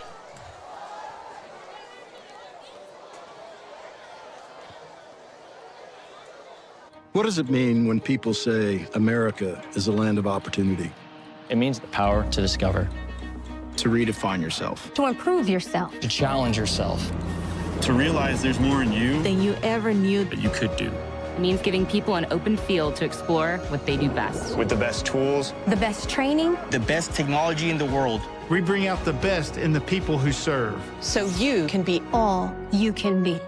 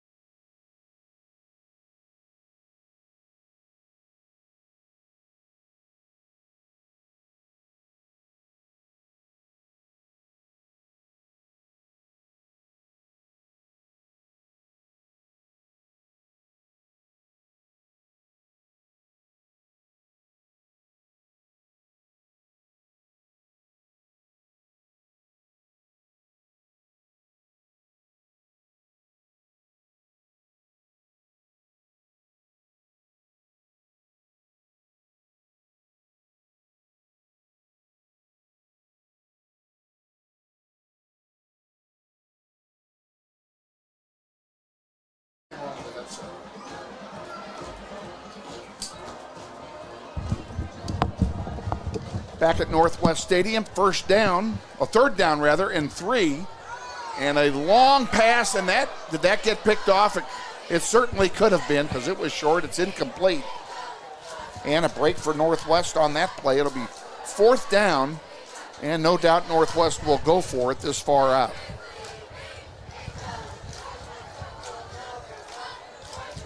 Thompson comes out with a play. He's out there with Deuce Bohannon and Jalen Mason. Yeah, Northwest taking their time calling this play, making sure it's the right play. Well, the clock is on their side. They're trying to milk some of it. Sure is. 4th down and 3. Here we go. Bohannon gets the first down and then some. He picks up 6. It's 1st down and 10, Northwest. Man, Deuce Bohannon, he is one heck of a halfback. I don't think I'll be able to say it enough. He's good. He's only that guy a sophomore. Is good. That's all there is to it. We'll have 2 more years of excellent halfbacks.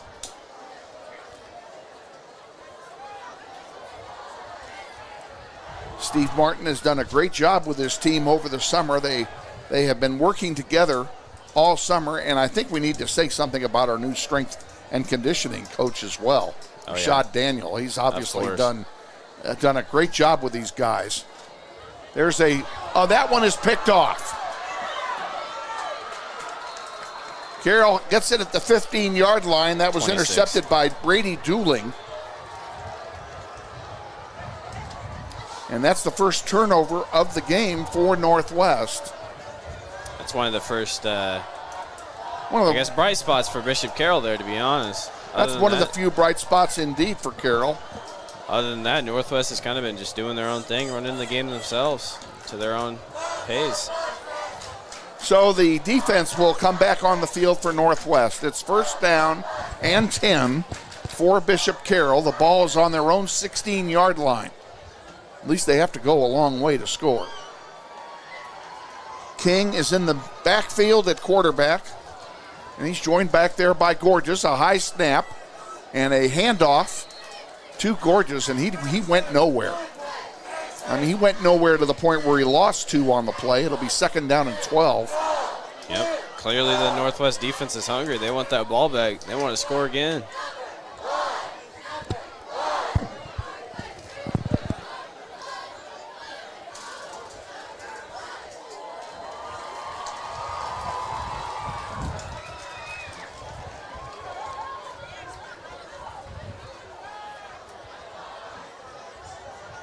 King with it on the snap, looking to throw it. Can't find anybody. Now he takes off. Now he throws it out to the 40-yard line, and is that a catch is my question. It is a catch, and it is a 1st down for Bishop Carroll. Clock running, 8:45 to go, 4th quarter. Grizzlies lead 52-7. It's a very good slide and catch right there from number 2, Van Hainberg. Yeah, Hainberg he made a nice catch. No doubt about it. Handoff this time goes to Mesker. And Slade Mesker picks up, looks like 5 yards. It'll be 2nd down and 5. Ball at the 45 of Carroll.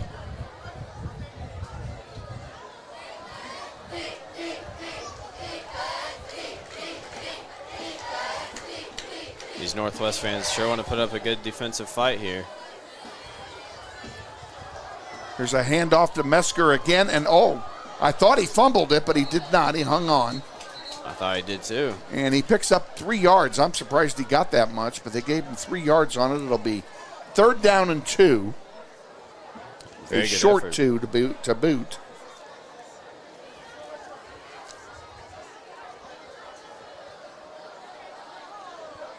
And Carroll not seeming to be in much of a hurry. I think they're just trying to get something to build on at this point, rather than try a hurry-up offense the rest of the game. There's a fumble, loose ball, picked up by Northwest. And off to the races. A fumble recovery for a touchdown by Quavon Harris. Man, Quavon Harris, he's been making good tackles, and as you see right there, very aware, pick up the fumble and take it to the house. Very, very good defense there. King never had that ball from center. He never had a handle on it. It bounced around in his hands, finally got knocked out, bounced on the ground, and Harris picked it up and rumbled his way all the way to the end zone. Now, what do they call? Are they calling a penalty on Northwest? They may be calling that play back. That's unfortunate because it takes the touchdown. Or is it after the touchdown?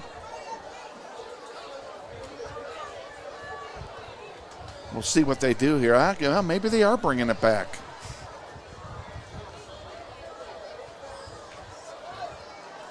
Yep, they brought it back out. So not only does the touchdown not count, that should give Bishop Carroll a first down. Oh, wait a minute. Our offense is on the field. I don't understand that. So it must be a post-possession personal foul is what they've called. So we get the ball, but we don't get the touchdown. They take the penalty yardage. We've got it 1st and 10 at the 26, and there we go. And Mason goes down behind the line of scrimmage. He'll lose 3 yards on the play. Yeah, 2nd down and 13. There wasn't a lot he could do right there. No, he was in no man's land. He was immediately surrounded by 2 white shirts.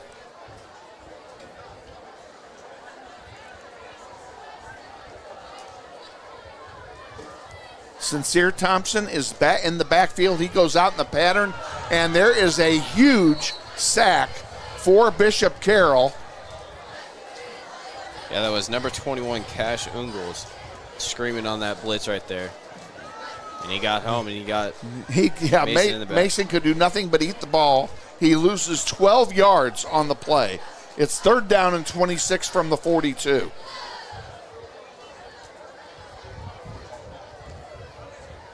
This could turn out to be an expensive penalty. Losing 6 points, and then we may end up punting the ball here. Yeah, Coach Martins may not be happy about that. I'm sure he won't be. There's a pass completed to Lopez on the far side, and he'll pick up maybe 5 yards. That's it. It's going to be 4th down and a mile. And we'll see if Northwest goes for it.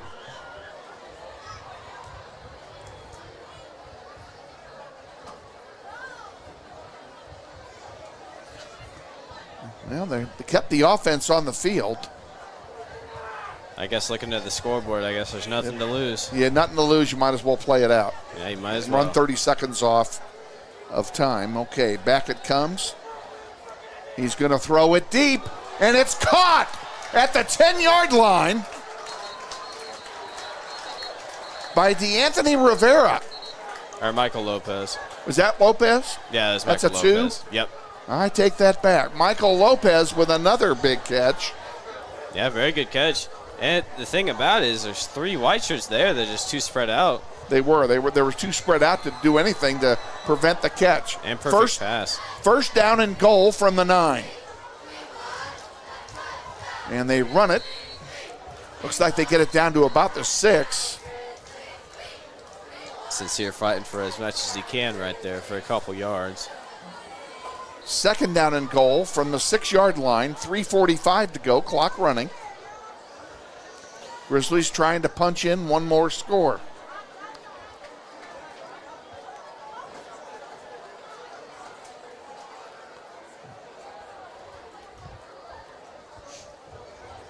A pass play caught. Michael Lopez, touchdown. Man, clearly Michael Lopez is one of Mason's favorite targets out there. I can understand why. He's everywhere. He's reliable, too. Very reliable. Seems like he catches the ball every time it's thrown to him. Grizzlies will try the extra point here to add to the lead. John Lee is lining up for the point after. Glasper will be the holder.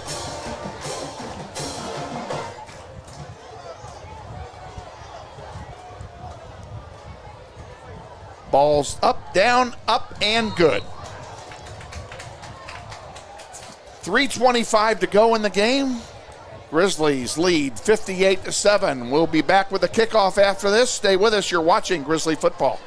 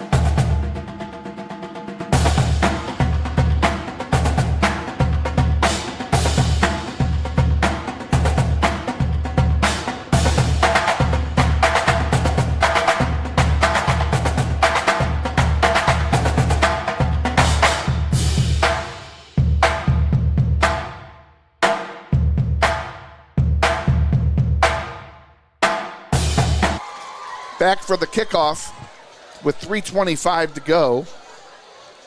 It will be, kicking it off, it'll be Franklin EQ for Northwest. This will be his third kickoff of the night. And he gets off a pretty good boot. Down to the 15-yard line. It's fumbled, picked up.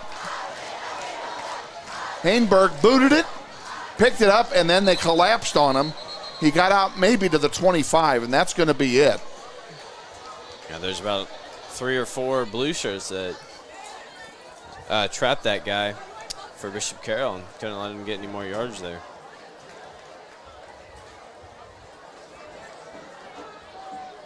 First and 10, Bishop Carroll from the 25.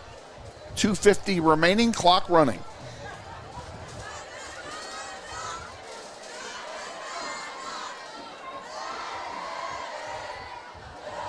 King still at quarterback.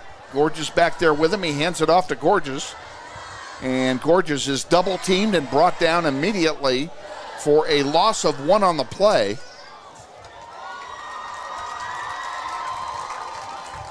Now they gave it back to him at the line of scrimmage. 2nd and 10.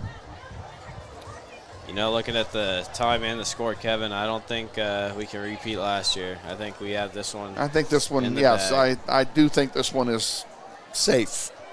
And we needed this one. We did. This has a lot of City League implications. There's a completed pass play for a first down. Nice throw by King on that play. On the far side, right in front of the Bishop Carroll bench. And a good job by Holtenson. Pick up some extra yards on the run there. 1st and 10 from the 37 for the Eagles.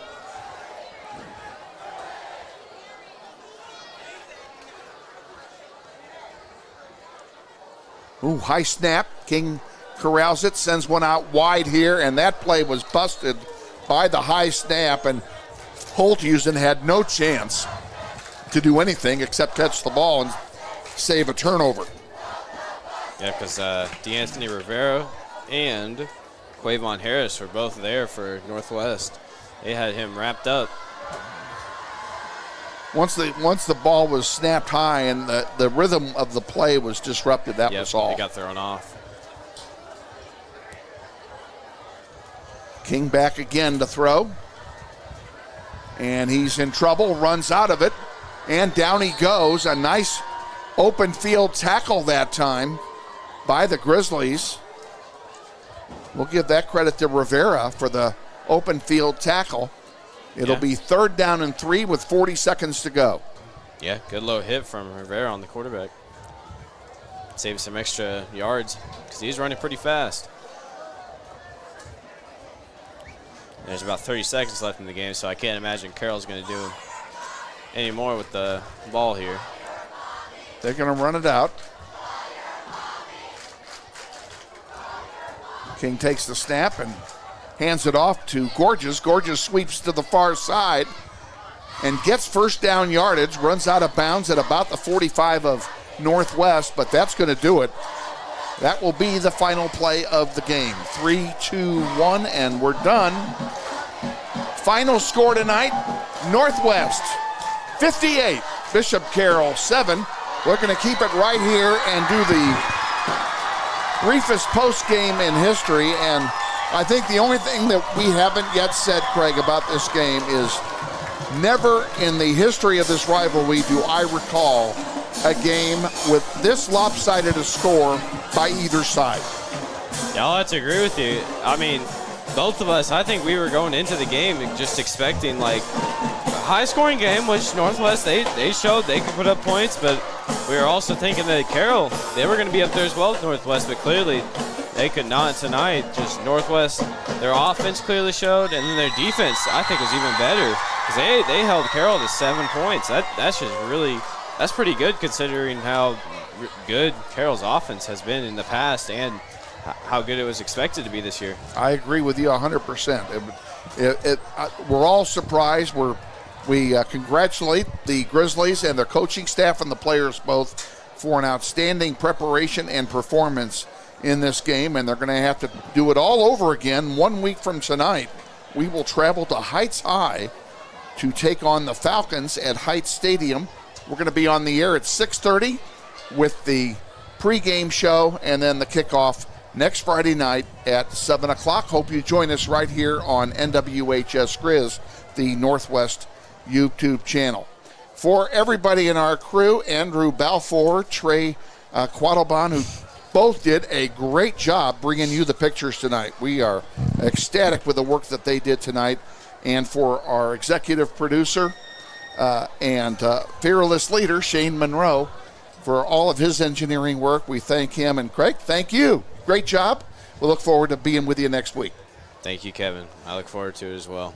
All righty. For all of us here at Northwest High, thanks again for joining us. Have a happy and safe Labor Day holiday. And once again, final score, 58-7 Grizzlies over Bishop Carroll. Good night from Northwest Stadium.